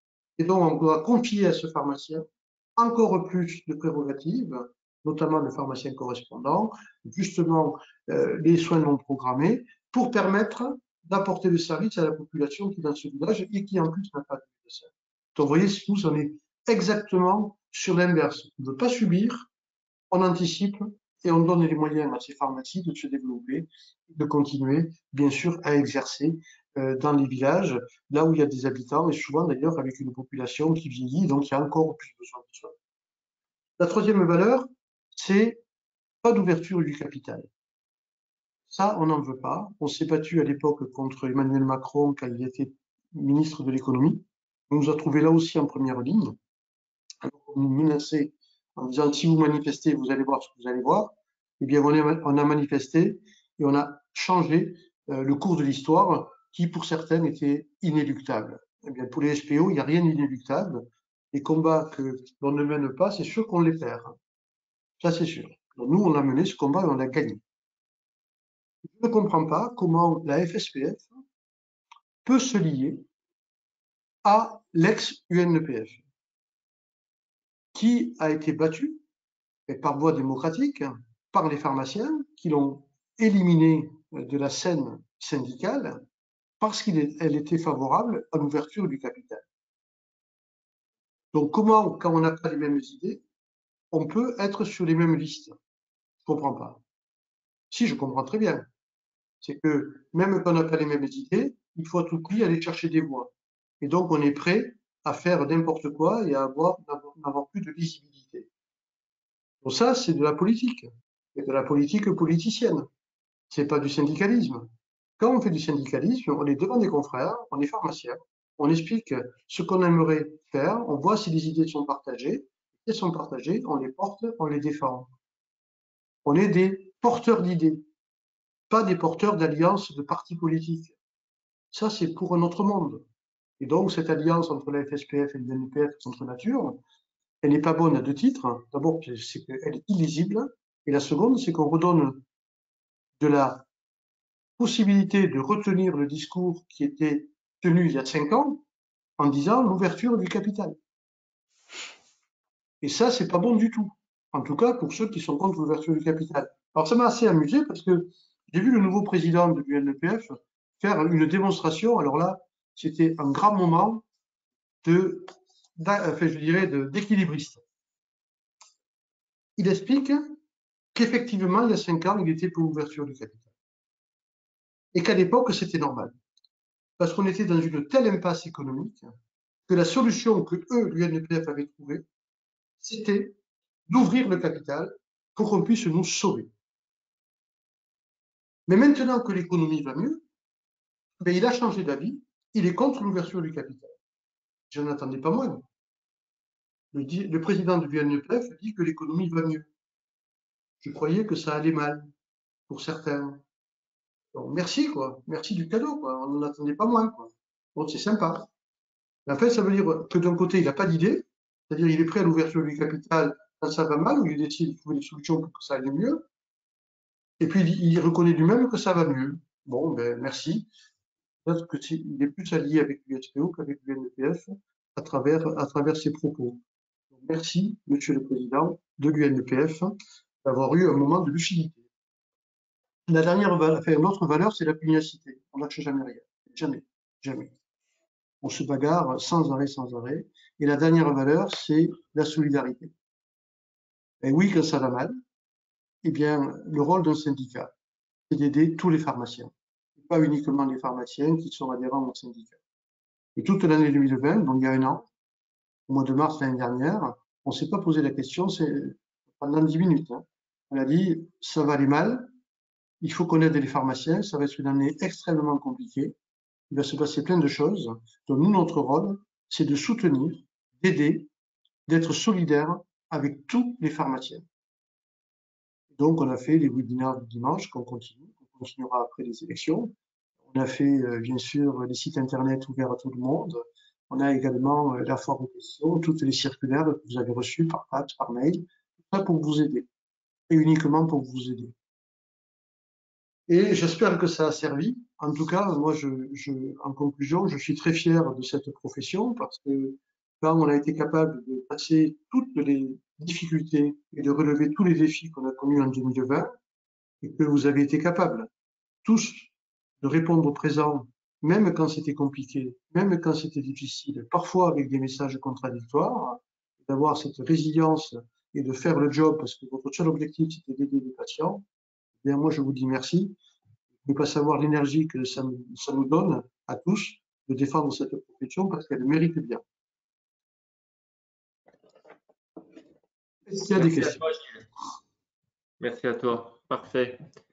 Donc, il y a un petit question-réponse, là, si j'ai bien compris, c'est ça, c'est Bénédicte qui… C'est Bénédicte qui a la clé des questions et qui voit le chat et qui essaie de les rassembler. Alors, merci à Bénédicte. Merci Bénédicte d'être encore là à 21h47. Merci à vous. Est-ce que les URPS pourraient promouvoir des expérimentations sur la PDA? Est-ce que je peux répondre à ça? Oui, bien sûr. Alors d'abord, sachez qu'il y a, en tout cas au niveau de la RS Île-de-France, avec l'URPS, nous avons travaillé avec la cellule en charge notamment les deux cellules en charge, parce que c'est compliqué, hein, c'est tuyaux d'orgue hein, dans les ARS. Les deux bureaux l'un à côté de l'autre, ils n'ont pas la même direction, donc ils se parlent pas, ils s'envoient des mails. Mais ça, c'est un autre sujet. Mais très clairement, nous avons déjà un article 51. Alors, c'est quoi l'article 51? C'est tout simplement une façon de travailler qui n'est pas prévue aujourd'hui dans la loi et qui n'a pas la notion aujourd'hui du financement par les mêmes canaux que les financements conventionnels que l'on a l'habitude d'avoir. Alors, si tu veux être plus précis sur l'article 51, Gilles, évidemment que tu redis si je n'ai pas été assez clair, mais il y a un article 51 qui aujourd'hui positionne très clairement le pharmacien comme étant le responsable. Alors, moi, je suis encore un tout petit peu en décalage parce que pour être responsable du circuit du médicament en EHPAD, il faut qu'on ait une position hiérarchique claire, comme un médecin co au sein de l'EHPAD. Hein. Et ce problème-là n'est pas encore complètement bouclé, mais le pharmacien est aujourd'hui identifié comme étant le pharmacien référent de l'EHPAD, et dans le cadre de l'article 51, on a l'équivalent d'un mi-temps, coefficient 550 ou 600 par an. Donc c'est pas rien, chargé. Hein. Donc ce n'est pas rien, et qu'on est de l'ordre de, il me semble, une rémunération qui avoisine les 8 ou 9 000 euros annuels. Hein. Donc pour accompagner le circuit du médicament en EHPAD. Donc ça, c'est une première direction, mais c'est pas la seule, parce que je crois que dans la PDA, il y a la PDA en EHPAD, qui pour moi d'ailleurs est une aide à l'administration. C'est une aide à l'administration puisqu'il y a un professionnel de santé, infirmier, notamment l'infirmière co, mais aussi l'infirmière tout court dans l'EHPAD, qui est responsable de l'administration. Alors que les doses à administrer en ambulatoire, on a parlé tout à l'heure notamment du maintien à domicile pour les personnes âgées, mais aussi pour les personnes handicapées, mais aussi pour les personnes moins âgées. Moi, un de mes, sinon mon meilleur ami, il a 56 ans et aujourd'hui je lui fais ses chapelets. C'est un homme c'est un industriel dans le domaine de l'informatique. Il en a marre de trimballer toutes ses boîtes toutes les semaines, à voyager, à oublier une de ses boîtes, machin.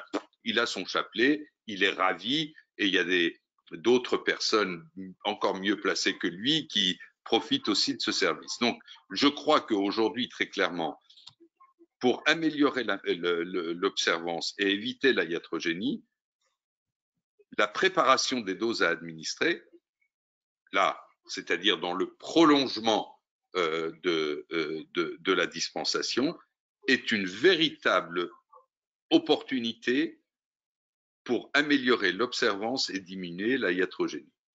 Très clairement. Et que celui-là, il est en ambulatoire. Et que là, le pharmacien est le dernier rempart avant que l'on avale. Il n'y a pas d'autres professionnels de santé qui interviennent. Alors qu'en EHPAD, on a l'accompagnement de l'infirmier et du médecin co en EHPAD qui peut ajuster, changer, faire, etc.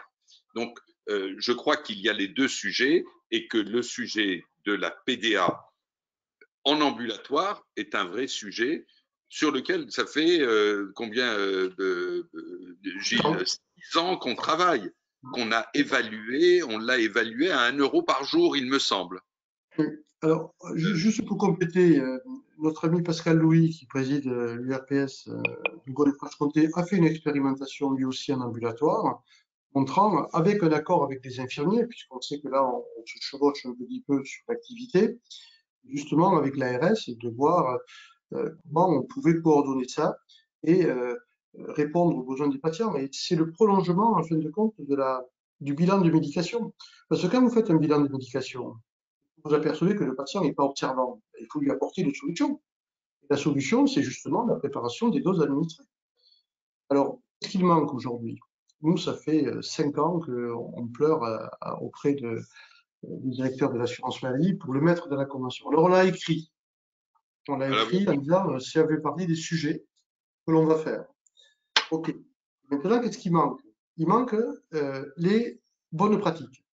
Effectivement, ça devient un acte pharmaceutique. Et donc, quand on fait un acte pharmaceutique, il faut s'assurer qu'il soit homogène et de qualité. Sinon, l'assurance maladie ne peut pas le prendre en charge. Donc, on attend des bonnes pratiques. Alors, l'USPO, ça fait 7 ans qu'elle dit qu'il faut des bonnes pratiques. L'autre syndicat n'était pas d'accord. Il dit, ah non, non, il ne faut pas des bonnes pratiques parce qu'il faut d'abord être payé. Oui, mais si on n'a pas des bonnes pratiques, on ne sera jamais payé. Bravo. Donc, ça, ils ont compris. Ils ont compris qu'il fallait d'abord les bonnes pratiques. 7 ans de perdu. Merci. Voilà, on va y arriver. On va sortir le texte. Et en même temps, bien sûr, de négocier la dispensation à domicile. Quand on va à domicile du patient pour apporter la PDA, eh bien, c'est du travail, c'est du temps, c'est de l'essence, c'est de l'énergie. Alors maintenant, même si on y va en vélo, ça prend du temps aussi. Et derrière, voilà, quel est le professionnel qui va à domicile et qui va payer? Le pharmacien, le seul. Voilà. En même temps, il faut changer ça. Et là aussi, on l'a mis dans la convention. Alors, bien sûr, pas pour tous les patients. Pour les patients qui sont dans la cible, des personnes dépendantes, âgées, des personnes qui sont en situation de difficulté par rapport à une pathologie, une sortie hospitalière. Voilà, on va bien sûr cerner ça. Mais si on le fait avec l'assurance maladie, eh bien, les complémentaires santé qui ont des contrats de perte d'autonomie vont s'y intéresser. Le tout, c'est de reconnaître la qualité de l'acte pharmaceutique. Du moment que c'est un acte pharmaceutique utile pour les patients, qu'il est fait, qu'il est normé, évidemment, il apporte un service et donc ce service intéresse ceux qui couvrent des risques. Voilà, c'est ça la stratégie.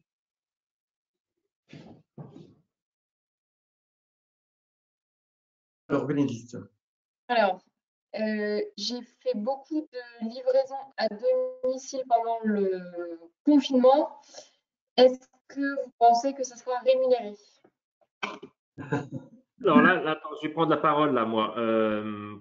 Au sein de la Société française de pharmacie clinique, on travaille d'arrache-pied, mais c'est très long parce qu'on est une société savante. Et une société savante, elle ne sort pas des textes comme ça en claquant dans les doigts. Donc, ça fait depuis le mois d'avril de l'an dernier qu'on travaille sur un texte, sur des bonnes pratiques, si on peut dire, oui, comme l'a dit Gilles, des bonnes pratiques justement de dispensation à domicile, avec tout un cheminement, avec quelque chose de très sécurisé, quelque chose effectivement de très société savante. Et le but, quand ça va sortir prochainement, c'est qu'ensuite, ben, le travail des syndicats, c'est pour ça que tout est lié, c'est que le travail des syndicats puisse s'appuyer sur ces bonnes pratiques, sur quelque chose de solide pour dire, bon, ben, maintenant, on a quelque chose de qualité, on a un process, enfin, tout est écrit.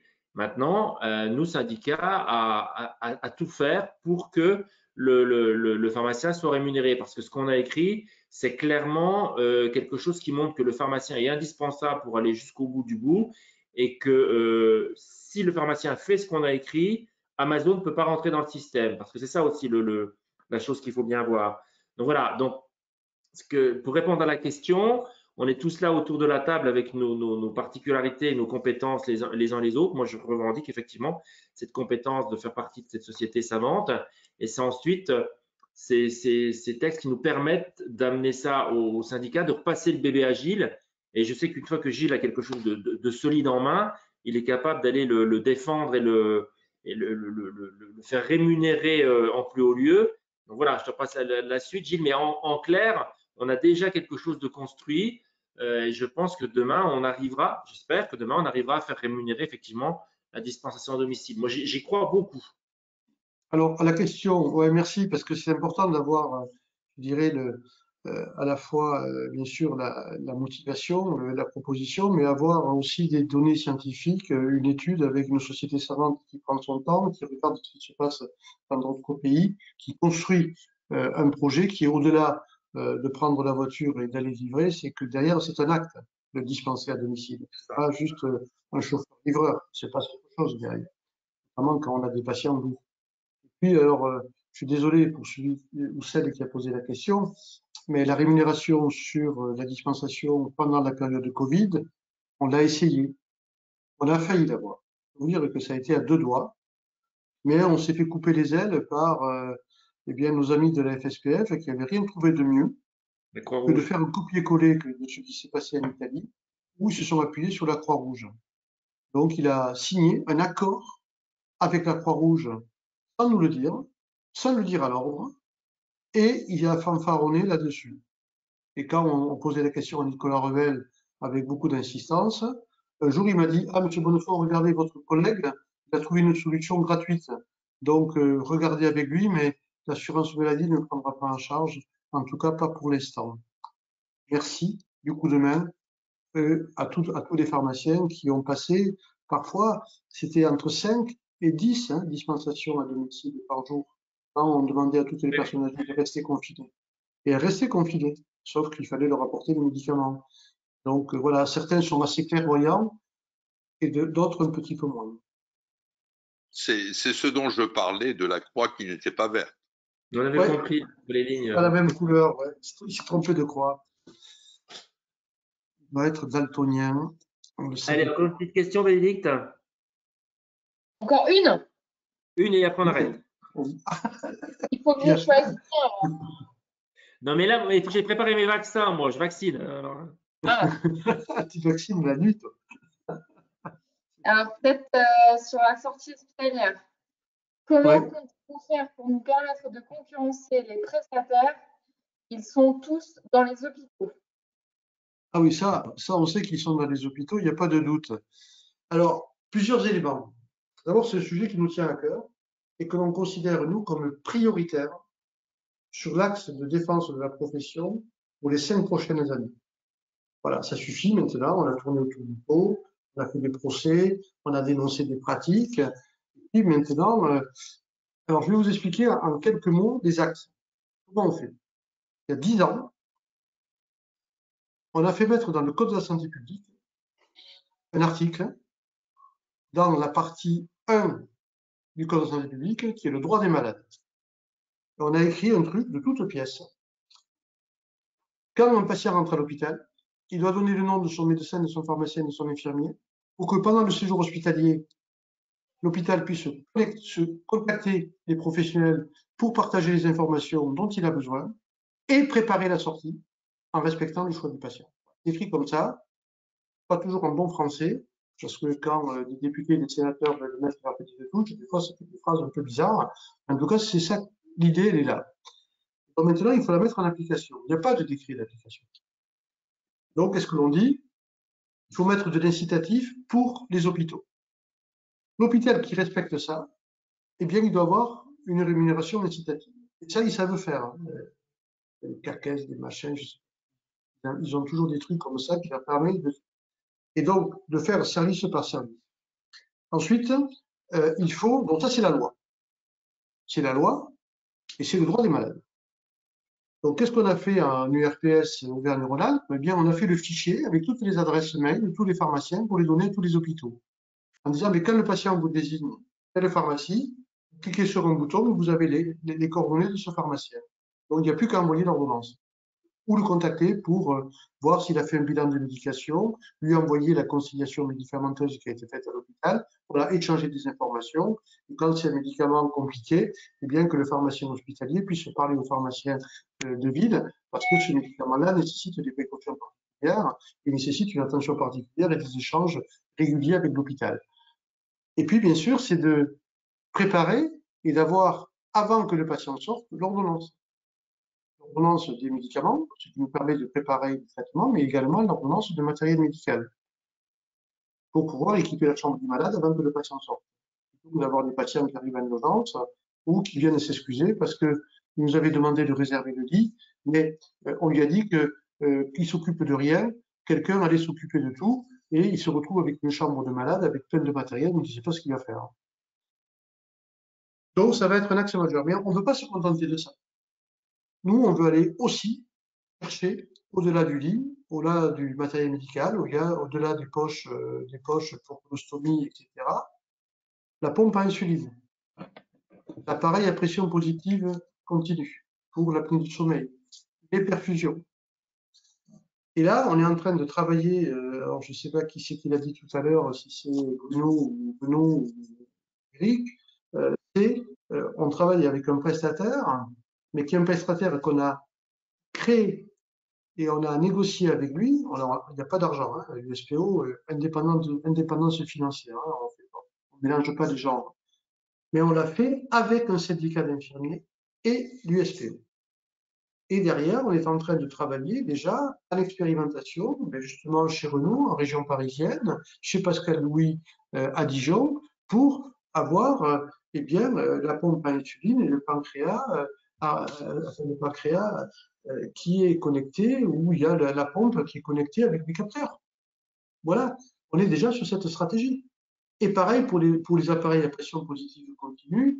Je sais que, alors je crois que c'est chez toi, Eric, oui, c'est ça, c'est chez toi, où il y a le dépistage de l'apnée du sommeil et derrière la mise en place de l'appareil pour lutter contre l'apnée du sommeil, voilà, avec des masques de qualité. Et on se positionne pourquoi? Parce que quand on veut apporter une alternative, il faut le faire, bien sûr, en respectant les conditions et les règles qui sont liées à ces dispositifs. 24 heures sur 24. Bon, le prestataire, il fait le 24 heures sur 24 pour tout le réseau officinal. Il faut bien sûr avoir de la formation. Sur ce matériel, ça évolue très vite. Donc, il faut être à la pointe tout le temps. Et est-ce qu'on est incapable d'être à la pointe? Franchement, il n'y a aucun problème. Bien évidemment qu'on est compétent.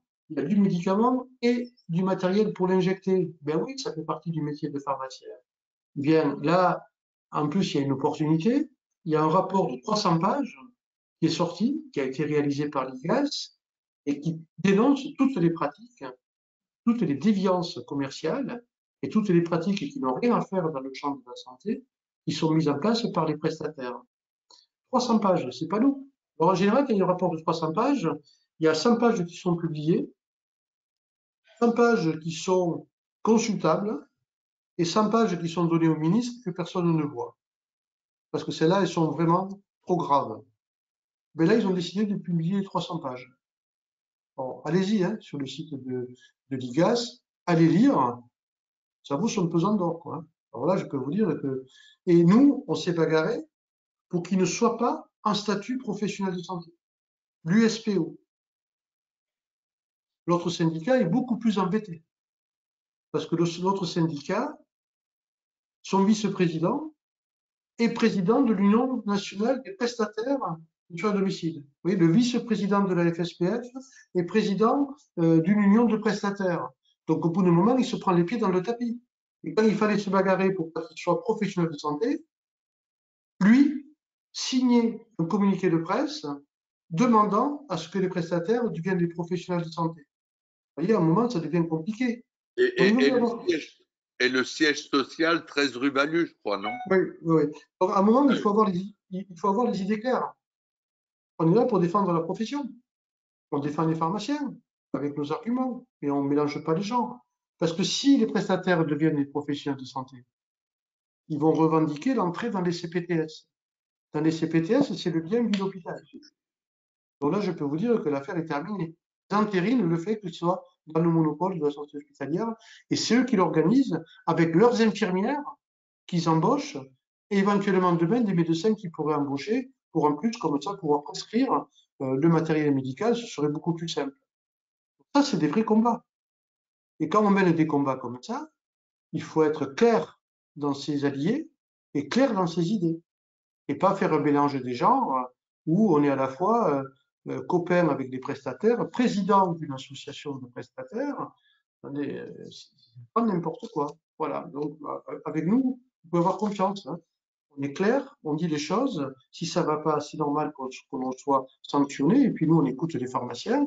Et quand ça va, il faut nous soutenir. Mais on ne court pas des lièvres contradictoires comme l'association FSPF, UNEPF. C'est un peu le même genre. FSPF, UNEPDM, c'est un petit peu la tarte et le lapin, quoi. Oui, et je crois aussi, Gilles, qu'il faut insister, tu l'as fait, sur la notion de la formation. Qui est essentielle, c'est-à-dire que la compétence, on l'a techniquement, on comprend et on comprend vite, mais par contre, il faut que l'on soit une vraie valeur ajoutée, évidemment pour le patient, mais on l'est de par la proximité, mais aussi pour le médecin prescripteur. C'est-à-dire que l'on puisse apporter des éléments qui vont faciliter le travail du médecin prescripteur sur le terrain. Je parlais tout à l'heure de l'adaptation des doses, notamment avec les pompes à insuline, etc. Que l'on soit en capacité facilement de comprendre quelle est, la pharmacodynamie, etc. Et ça, c'est notre métier. Et très clairement, on sait le faire. C'est notre métier. Et je crois que Tu as raison, Renaud. Et ce qui est valable pour le médecin. Que j'aille jusqu'au bout. L'expérimentation, excuse-moi Bruno, mais juste l'expérimentation Île-de-France et Bourgogne-Franche-Comté, c'est passé par le médecin chef de service et avec des formations des pharmaciens en milieu hospitalier. Donc comme ça, le médecin, il sait exactement les gens, comment est-ce qu'il les a formés et comment est-ce que les gens, les intervenants, les professionnels de santé que sont les pharmaciens, vont intervenir. Excuse-moi Bruno. Non, non, pas de souci. C'était simplement pour appuyer ce que tu disais. Notre effectivement crédibilité, elle va s'asseoir sur effectivement de la formation. On doit en convaincre effectivement les prescripteurs qu'on est compétent pour la délivrance de ces matériels. Il y a un autre intervenant qui est important, c'est les fabricants aussi, qui sont souvent un intermédiaire entre le prescripteur et des sociétés de prestataires. Et je pense que si on arrive à être crédible à ce niveau-là également, ça nous appuiera. Et ça renforce tout à fait ce volet de formation. Oui, pour récupérer ces éléments-là, mais oui, pour le récupérer en ayant fait preuve de notre compétence et en s'étant systématiquement formé. Je pense que c'est indispensable. Pharmacien, sois debout et sois fier de ce que tu es. Boum. On a un très bon exemple, c'est la région PACA.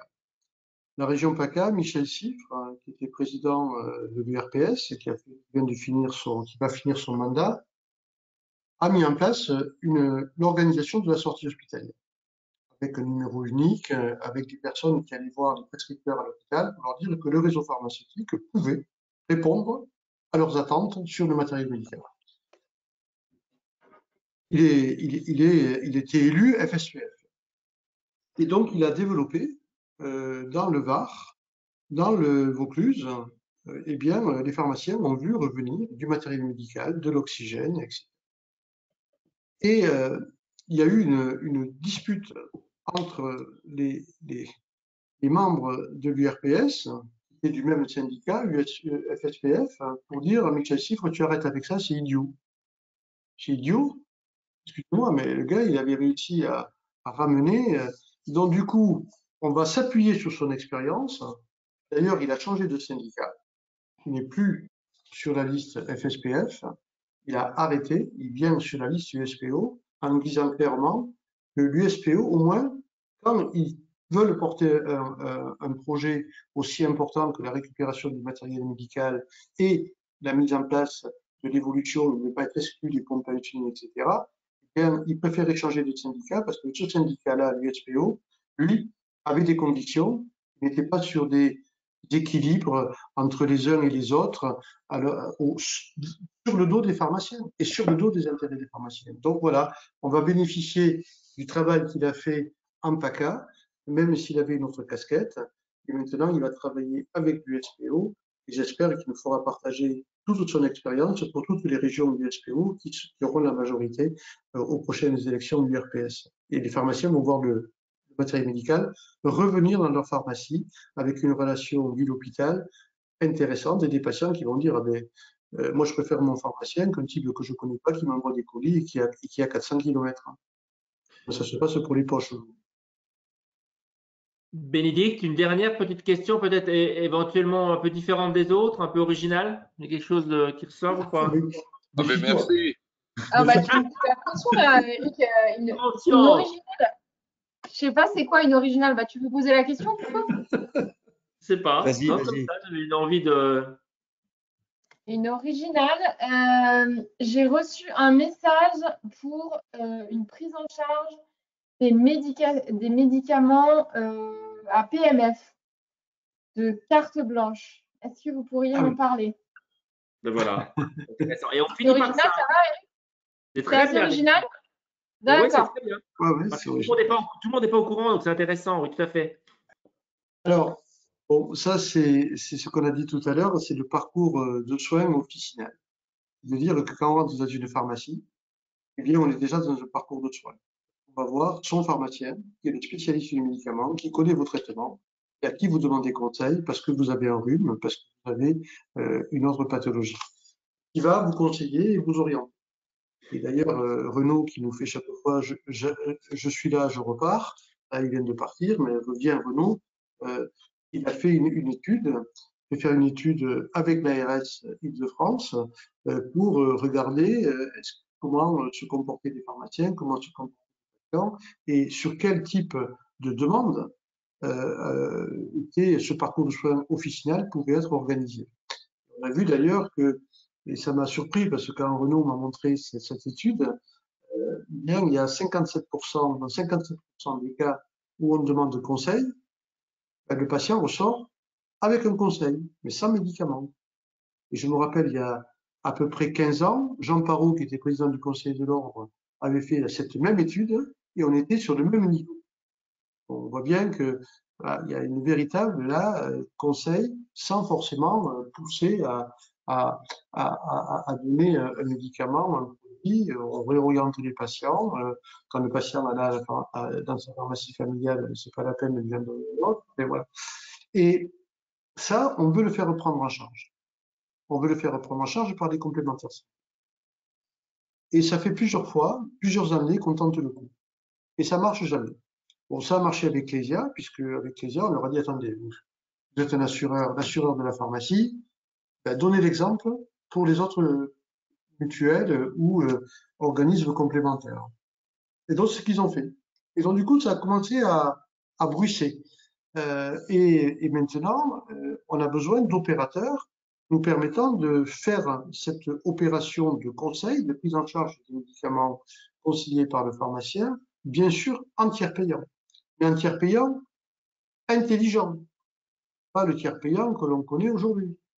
En gros, j'ai un patient, voilà, je lui conseille 12 € de médicaments conseil, je me connecte en direct à la complémentaire santé, je regarde si son contrat n'a pas été déjà utilisé, et s'il y a droit, eh bien, j'ai immédiatement un accord, et dans cet accord, vaut immédiatement virement sur le compte en banque du pharmacien. Pas besoin de faire autre chose. J'ai fait une espèce de devis, j'ai demandé si le patient y avait droit. On me répond oui, ben ça y est, c'est fini, on n'en parle plus. On ne va pas faire une FSE, on ne va pas faire une transmission, etc. Non, c'est viré directement sur le compte. Donc voilà ce qu'on est en train de mettre en place avec carte blanche. Alors ça a l'avantage d'éviter des coûts de gestion, puisque quand on le faisait à la facturette à l'époque, hein, ça coûte 25% de frais de gestion.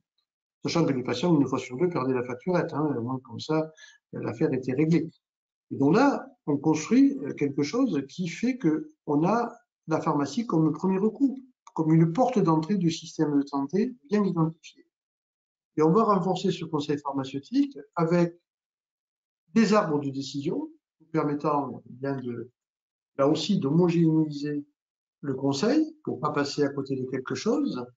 Et on sait très bien qu'on est regardé avec l'agence du médicament. De temps en temps, on vous reliste des médicaments. On vous les enlève du conseil pharmaceutique. Donc, il faut absolument que l'on garde toutes ces molécules qui sont redoutablement efficaces, qui sont d'ailleurs celles qui sont déjà souvent prescrites par les médecins. Le galène, tous les antihistaminiques de dernière génération. Voilà, on a tout ça à notre disposition. Je vous rappelle qu'il y a 15 ans, vous n'aviez pas le Vocalène, vous n'aviez pas l'Imodium. On était assez démunis dans le conseil pharmaceutique. C'était génial, hein, voilà, mais c'était pas top. Donc, on a des molécules et on va aller plus loin avec la phosphomycine, etc. Et donc, parcours de soins, inscription dans le DP, dans le dossier pharmaceutique, et arbre de décision pour voilà, dire c'est un vrai parcours et c'est pas un parcours de consommation. C'est pas je mets 3 boîtes de je sais pas quel médicament autorisé et la 4e gratuite. Là, on est dans le plagiat de la grande surface et là, on est sûr de le perdre avec le e-commerce et avec le Amazon de la pharmacie.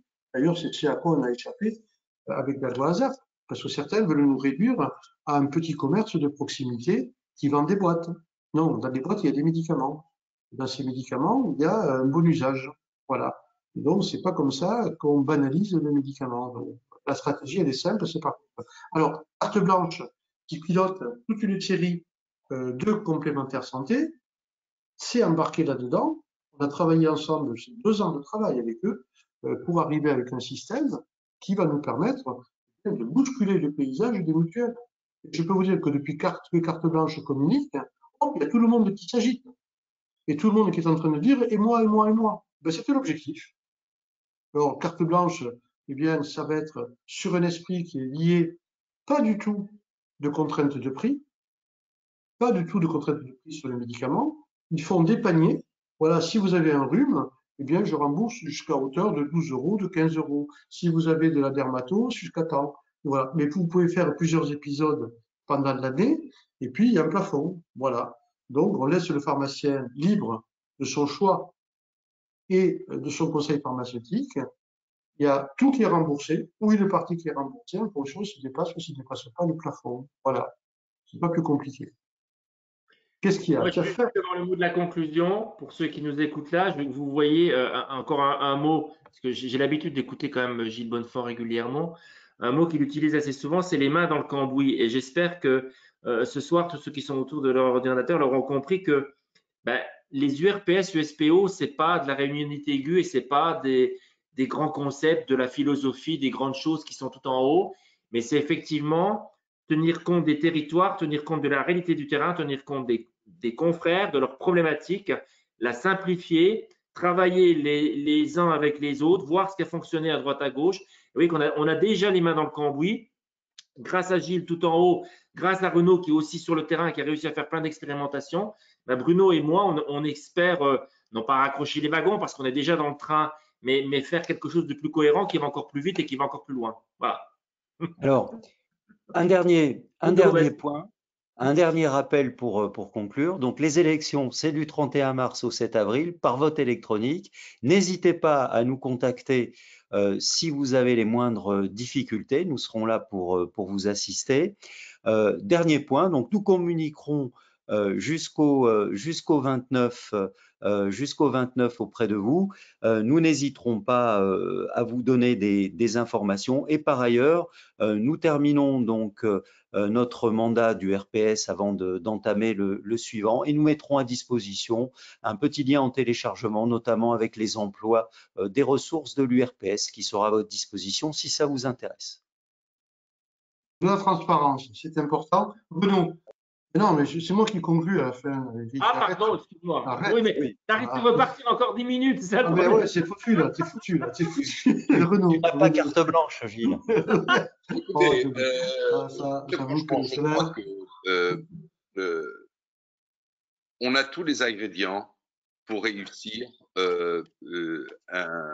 un quinquennat gagnant pour tous les pharmaciens. Je dis bien tous les pharmaciens. On a parlé de la simplification, on a parlé de tous les projets, on a parlé de la prévention, on a parlé de l'acte pharmaceutique, de l'accompagnement du patient, de l'évolution des logiciels. Voilà, en quelques mots résumés, ce qu'est notre quotidien au comptoir. Et évidemment que ce quotidien au comptoir ne peut être une réalité que par l'action notamment de ceux qui nous représentent au niveau local, régional et national. Et au premier lieu, au premier rang, c'est Gilles. Donc il faut donner les moyens à Gilles et à tous ceux qui l'accompagnent pour défendre au mieux les intérêts du pharmacien. Croyez-moi que c'est pas chose facile. On est quand même au centime près dans les négociations avec Monsieur Thomas Fatome, hein, quand même. Au centime près, c'est monstrueux, c'est honteux presque.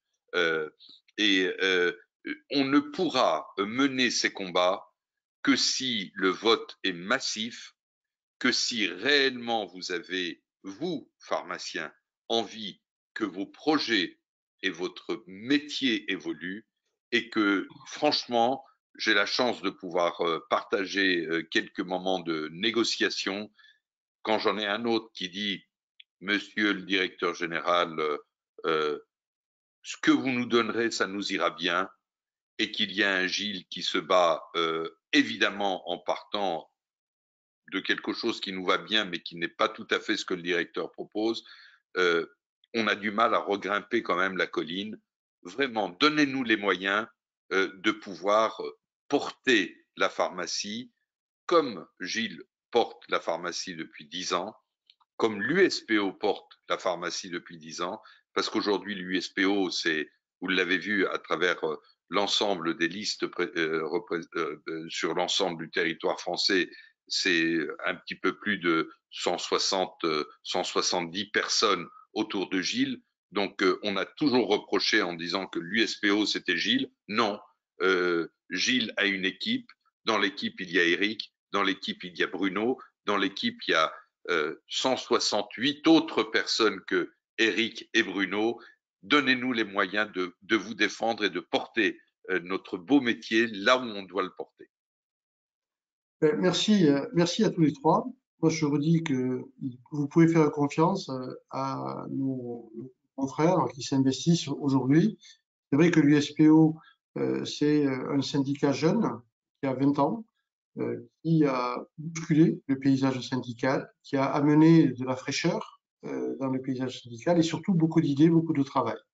Effectivement, l'USPO, c'est pas Gilles, hein. Oui, je suis le porte-parole, effectivement, donc on me voit souvent, mais c'est le travail de tout le monde, la réflexion, les idées, le partage, parfois être dans les difficultés parce que ça avance pas assez vite. Et comment on fait pour mieux avancer? C'est chaque fois tout ce travail en commun, cette richesse qui remonte de toutes les régions, qui nous permet d'avoir à la fois une réflexion, de savoir exactement ce qu'attendent et ce que souhaitent l'ensemble des pharmaciens, et puis de se donner les moyens de le porter, que ce soit au niveau régional, que ce soit au niveau national. C'est ça qui fait la richesse de notre syndicat.